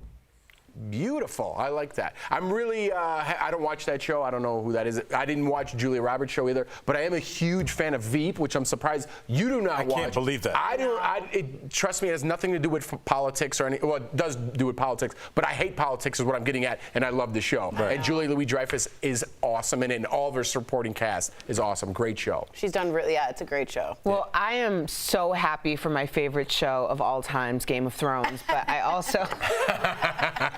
Hey, lightning, strike it down. I'm also happy for real, a show that I do watch. This Is Us. Mandy Moore, she's nominated for the first time. I think this is a big year for Mandy. Wow. Yeah, she's having some major comeback power, and I think she's going to take it. I also am excited for Killing Eve. Jodie Comer, the Villanelle, the evil woman in it, the assassin that's a female, is up finally for a nomination along with Sandra Oh. So they're going back to back. I think with all these, it just shows you how much good TV is on. That's why when somebody goes, I don't watch TV, I'm like, you're really missing out because there's some incredible TV on. No matter what you're in. Too much to watch. Yeah, I'm a big Chernobyl fan myself. I was hoping to, I know that they got nominated as well, so I can't wait. People only say that when they ask you what you do and you mention that you're on TV, and then they're like, I don't watch TV, and I'm like, I don't do whatever you do either. Yeah, extreme online. Why is that? Because they want you to know that you're not important. Yeah. It's like, don't ask me over and over, like, what do you do? I'm in media. Oh, what type of media? Television. So what do you do? I'm in media. What do you do? I'm on television. I don't watch TV. But people like go out of their way. That's so, Erica, that's so true. But it's exactly, people go out of their way to say that. Like, I'll take a picture, like me and Jordan, someone will be like, oh my God, are you guys on Big Brother? We'll take a picture. And someone will go out of their way to be like, excuse me, who are you? And I'm like, oh, nobody. We were just on the show Big Brother. Oh, I don't watch TV. I'm like, why did you come over here? I know. I'm like, I wasn't like. Because what's the other option when they walk over and you go, we were on Big Brother, and like, oh, I'm a huge fan of you. If they were, they would know who you were. So asking, they obviously don't know who you are. If I were to someone say, excuse me, what do you do? I'm an accountant. Well, I don't like numbers. Yeah. It's very strange. Sorry. It's very strange. Like, my bad. Sometimes it's crazy. You're right. It is a little weird sometimes. True. But you're not original. All right, guys. We have a spoiler alert. Last night on The Bachelorette, Hannah Brown sent home the show's controversial frontrunner, Luke P. There was a lot of reasons, one of them being he told her that if she had sex with other contestants, he would want to go home. Let's watch. It makes me feel like you would look at me any differently and judge me, or make me feel like you would not think of me as a woman of faith like I am, and that we weren't on the same page. And it's like you're holding no. You're holding other people to a standard that you don't even live by. Ooh, looks like they're both not over it. This all turned into a back and forth on Twitter last night. So did Luke cross the line asking about Hannah's sex life. So that was their tweets. They were firing back and forth last night. Listen, personally, I don't like, listen, this whole Bachelor thing is a little goofy anyway, but if I was really into Hannah B and it was down to 4, I would say something. I don't want you having sex with 3 other guys. I really think we have something here. I think he's got a legit beef here. I don't know how the dynamic worked out this season. Well, but. yeah, Jeff, but you have more common sense to not be on a show looking for love when it's about getting the most likes. I mean, I'm not going to say who's right and who's wrong, but I will say who's the dumb one, and it's Luke. Yeah, because how are you going to be on a show all about people taking off their clothes, naked bungee jumping, going to fantasy suites, and then in the 11th hour you're going to say, well, I don't want you, you know, coupled up with someone else. Dude, that's the whole show. Don't go on the show if you don't want to participate. At least read the rules before you start the game, okay? By the way, when I was listening to Erica's comment, I was like, what an articulate way to say that. It's like, I'm not going to say who's right and who's wrong. It's like very judgmental, and then she's like, but I will say who's the dumb one. I was like, all right, there's my girl. But Luke sucks. You know, but like, just to bring this back to the real world, I think, you know, you're saying you understand that he has a beef. I think he can have a beef after he's had that conversation with her. If Tori and I are dating, but we both talk openly like we're dating other people. If I tell her at a restaurant, Tori, I want to go to the next step with this, I would like you to stop seeing people. I think from that point on, you could have a beef. But right up until then, you have to assume that even if it's not a sexual connection, she's got an emotional connection with at least a couple other people, at least one other person if they say they're dating. Yeah, I don't know. For me, I feel like you would know, you know, and then you just have 3 other women there, and you're like, well, I really like you, but I'm gonna go have some fun before we get together. You know what I mean? Yeah, that's the whole part of that. That's not cool. You know what I mean? I get what you're saying. So it's like, well, we're gonna be locked up for Well, what life. are you So supposed- might as well get this out of my system. What are you supposed to do in the fantasy suite if you make that commitment ahead of time? Play Dungeons and Dragons in there? Like, some fantasy work. Yeah, some fantasy work. I know you still have a show to make, but I don't know. It's just a little I do weird. get it. I do think, though, that he was a little bit mansplained in a way where she was like, listen, I'm on the show. I know what I'm doing. You can't tell me what to do. There was a little bit of That's not mansplaining. That's like a trigger word. Okay, you're right. That's I didn't mean to say it like that. I meant to say. Let me ask you this. Let's go on this a little bit. What if I tell you, like sometimes you tell directions, like you're supposed to go left here. That's not right. Don't mansplain me. But how am I supposed to tell you directions or tell you what to do? No, you're right. I think it depends on certain situation. I don't know if that's mansplaining. No, in so I threw much that as, around too much. You're absolutely right. I don't think. But I don't like the idea of a guy being like, listen, I know you're the star of a show about like being with other people, but you can't be with other people. Like, it's a little bit like that's why she's there. Am I the only one that finds it really egregious when you question anybody's faith in any way? I feel like that's the most disrespectful to call somebody a fake Christian or you're not a real Jew. Like, what? Well, I think that's like the most offensive thing you could do. You're absolutely right, but the thing about that is it's harder to point it out because it's coming from your own people. Right. That's when it happens. It's Jews to other Jews. It's Christians to other Christians. Wow, that's a great point. point. When you see it like that and it looks like someone who reflects you, then it's harder to be like, this isn't right. It's just something that people just accept. But it happens all the time. All right, let's get this last one in. If you talk to yourself, like me, don't worry, it might actually be good for you. See, these are experiments I like. A social worker and author says we should all start doing it. She says that's because expressing your inner thoughts out loud can, quote, help you better conquer the present and future, or conquer the present and future. I would win a leader on DiCaprio there. I concur. I concur. But yeah, so I don't know. I talk to myself a little bit. Like I would listen to podcasts. Sometime I'll answer back. When I'm driving in the car, there's a lot of yelling, but some talking. That's true. I do talk to myself a lot. Or if I'm trying to think something over in the show, I'm like, oh, I should have said it like this, and I'll say it out loud. You know? I talk out loud, but before about 5 years ago, for all my life, I would scream at myself. So if I tripped, which we all know I do, or if I said something wrong, I would go like this: "You stupid idiot!" Like, I mean as you could possibly. Like, no one would allow you to speak to them that way. Wow. You abuse yourself. That's You're not talking to yourself. That's exactly right. And so it is important. Have you started to work through that and kind of get to unpack that a little bit? Yeah, so I studied Pema Chodron, who's a nun in the Buddhist tradition, and she introduced the idea of Maitri, M-A-I-T-R-I. You would look it up. It's a great idea. It means to be unconditionally friendly with oneself.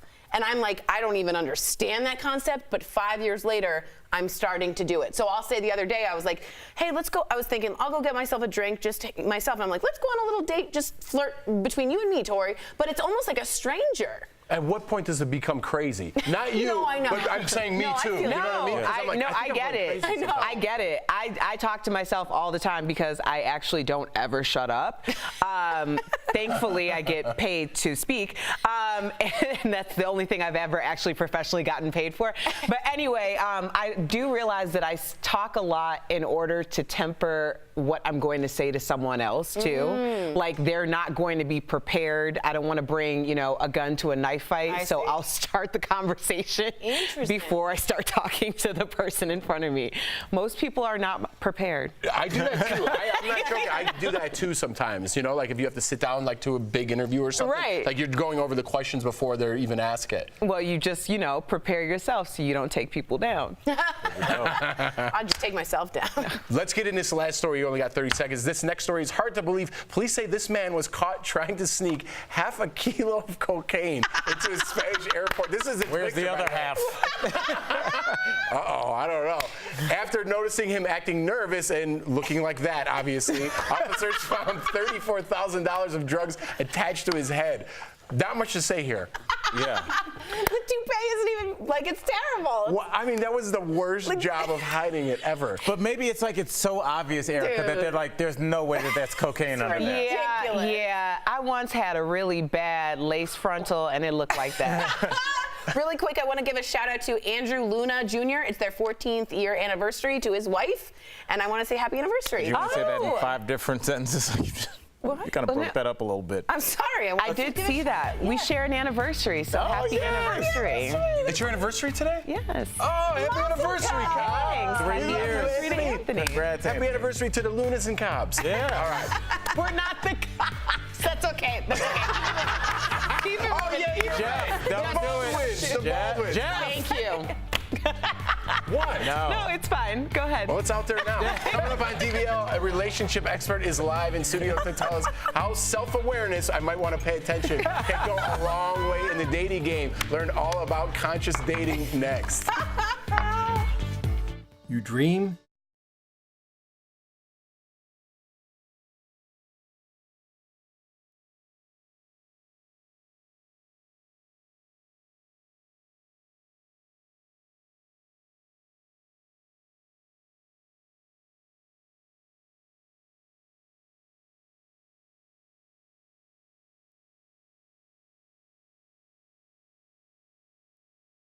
But any questions you have in the moment are going to be better than any question I thought of before this interview happened. Obviously. Right? Yeah, exactly. So, Am I starting then? Okay. Yeah, and then, but you know, ask these questions or don't ask these questions.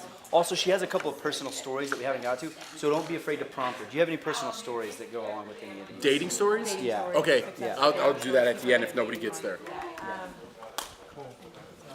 Yep, Anthony. Yes. Can you take photos So, of her also join us? Kayla Kate says, great, so I'm not going crazy talking to myself. The one problem is when you might start talking back. You like this one the most? So hit.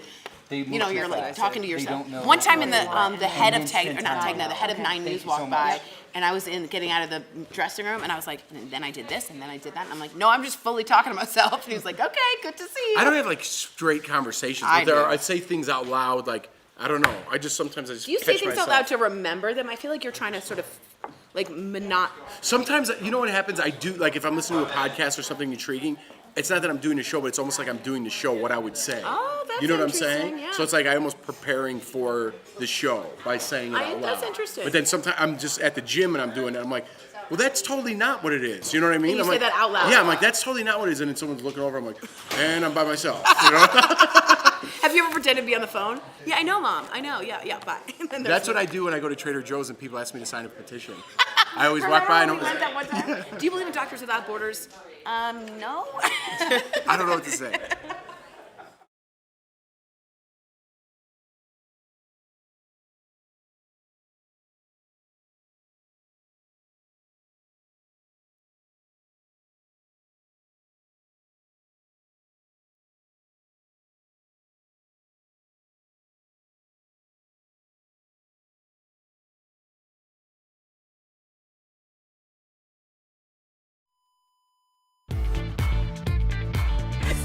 Welcome back to DBL. Today we are joined by relationship expert Angela Holton to talk about conscious dating in your 40s, 50s, and 60s. So Angela, what are some red flags our DBL viewers should be watching out for when they're out there dating? Yes, so I'm going to name 3 of them. One is the man wants to move too fast.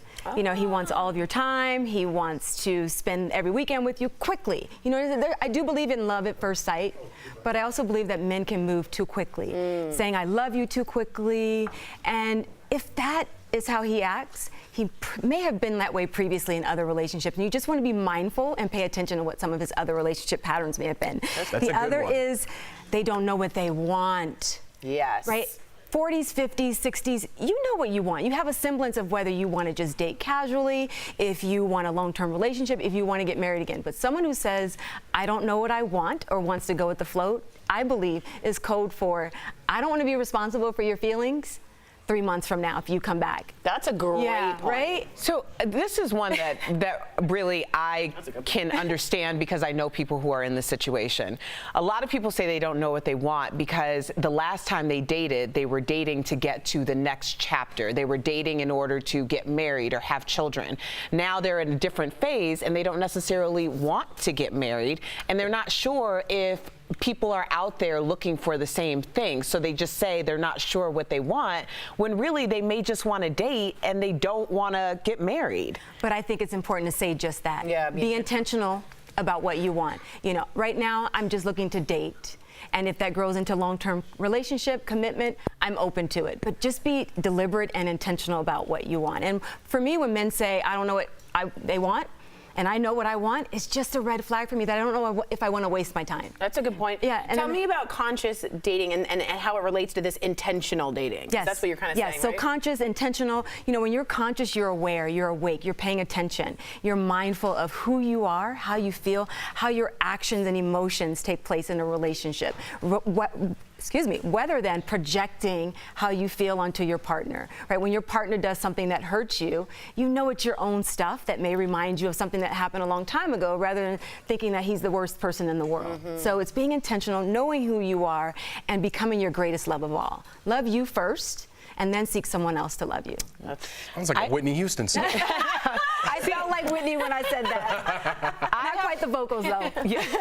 Well, I have friends who are in their mid-40s to mid-50s, and they tend to lean a little bit younger because no one knows, much like yourself, that they're in their mid-40s, mid-50s. But then they're attracting younger guys. So when they talk about dating and they want something that's a little bit more mature, then what would you give them as a tip to still be able to maybe attract the younger guys, but also get someone who is mature but doesn't want to have the children that theirs are already grown and moved out of the house? I think that's just a numbers game. I think you have to go through and just date. If you like younger men or find that that's where you connect better, I think it's just a matter of dating different men and finding out who wants what you want. Because at the end of the day, we want people who share the same goals and values with us. Right. And that's why a lot of dating isn't happening, because women aren't necessarily mindful of what their core values are. So they're in the relationship and they find out 3 months later, 4 months later, we don't believe the same things, we don't want the same things. So I think whatever demographic you like dating,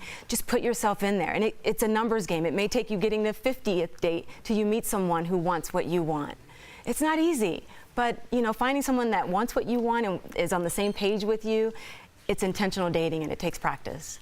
Awesome. Do you have any quick dating apps that you suggest? Because there's a lot of them out there. Do you suggest any? I do. I tend to lean toward Bumble because I think Bumble really encompasses a demographic that is suitable for me, and I think women that are looking for things that look great on paper to start, right? Because everyone can look great on paper, and then when you meet them in person, it's horrible. But if you start on paper and you have some things in common, like your educational values, where you spend your time, then things later that happen may be more suitable. So the first, I'd say Bumble, but there's apps for all different type of demographics, whether it's religion, sexual orientation, they're out there. They're out there. Christian mingle. Yeah, be specific in what you want, and date on more than one if you want. Hey, the more the merrier. Absolutely. Angela, thank you so much for joining us. Thank you for having me. DBL Nation, to find out more about conscious dating, visit lovesanctuary.com. Yes. There's Angela right there. We'll be right back, everybody. That's so cool.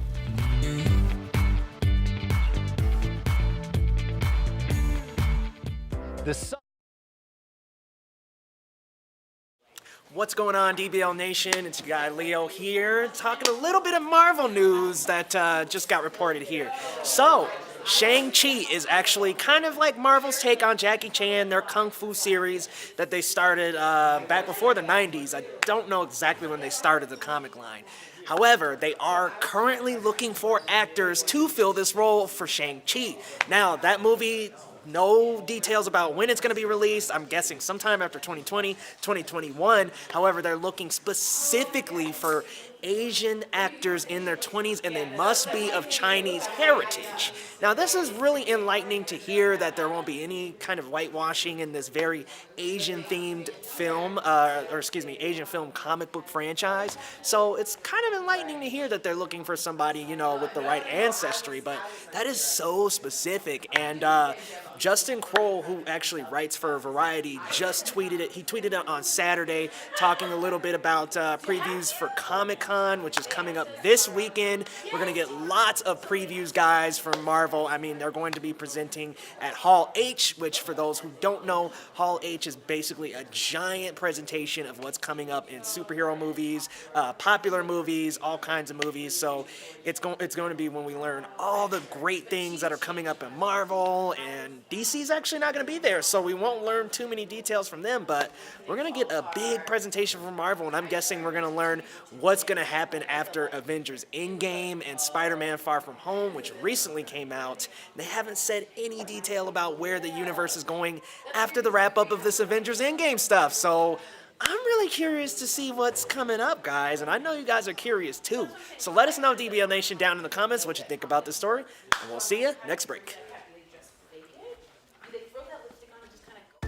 Welcome back to Daily Blast Live. Budgetologist Felicia Jones is back in studio, and she is following up with your questions about retirement in today's Dollars and Cents, presented by John Hancock. Felicia, thank you so much for coming back here. Thank you for having me again. You know how I like to hold on to my money. I know, we're going to nerd out over retirement. Absolutely, Yes. My wife appreciates it all. Let's take our first question. It's actually a video question from Sue Ellen, so let's take a look. How can I save for retirement when I'm still paying off debts? I feel like there's just never enough money to do both.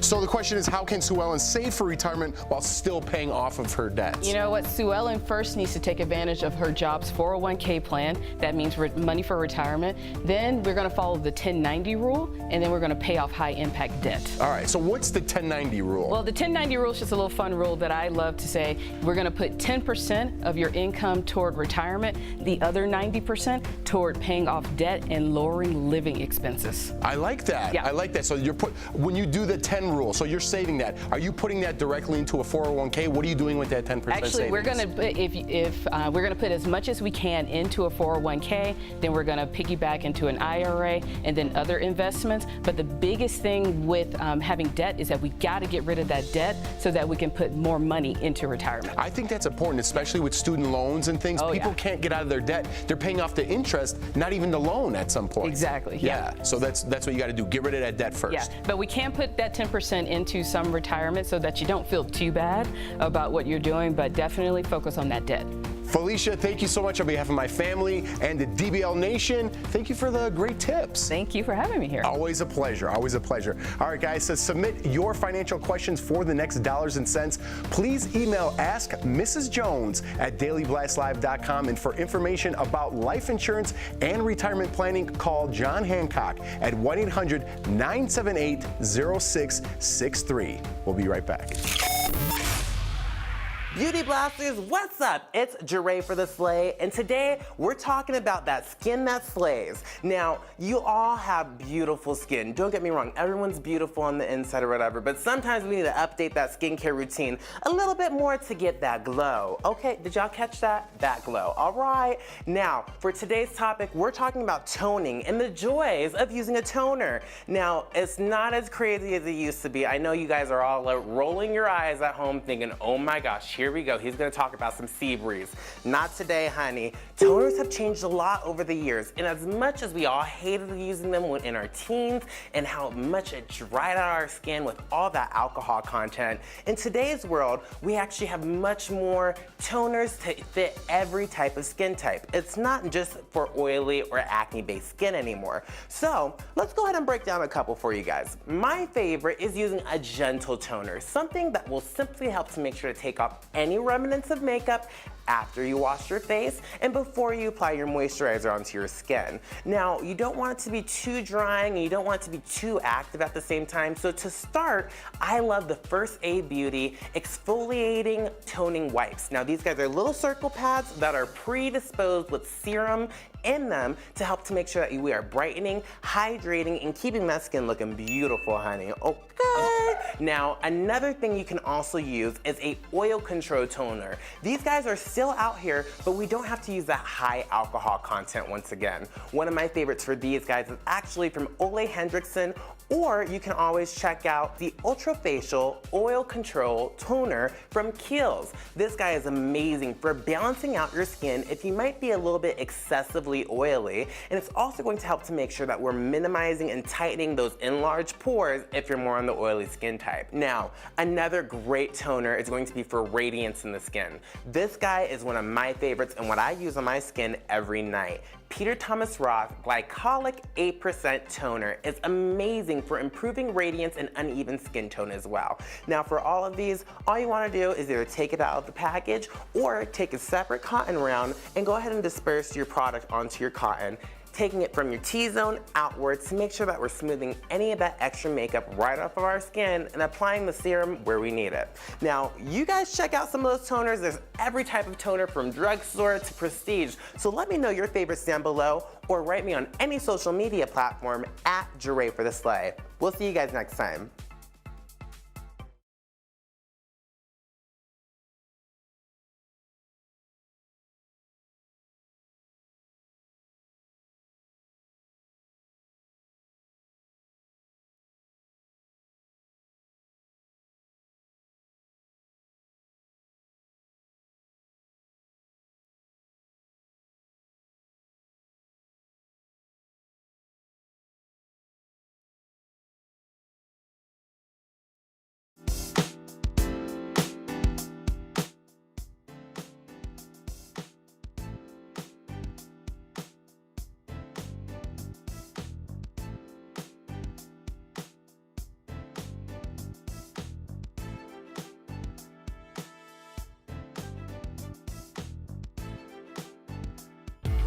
Welcome back to DBL. Shh, from the crowd. A former boy bander might become the next Disney prince. What's going on, Raquel Villanueva? Well, right now, Harry Styles is in talks to play Prince Eric in the live-action remake of The Little Mermaid. Now, he got his start in One Direction, so he knows how to carry a tune. Hailey Bailey is going to be Ariel, and Melissa McCartney will play Ursula. Harry just missed out on playing Elvis, but it looks like he might just become Disney royalty. There you go. Thanks, Raquel. That's going to be great.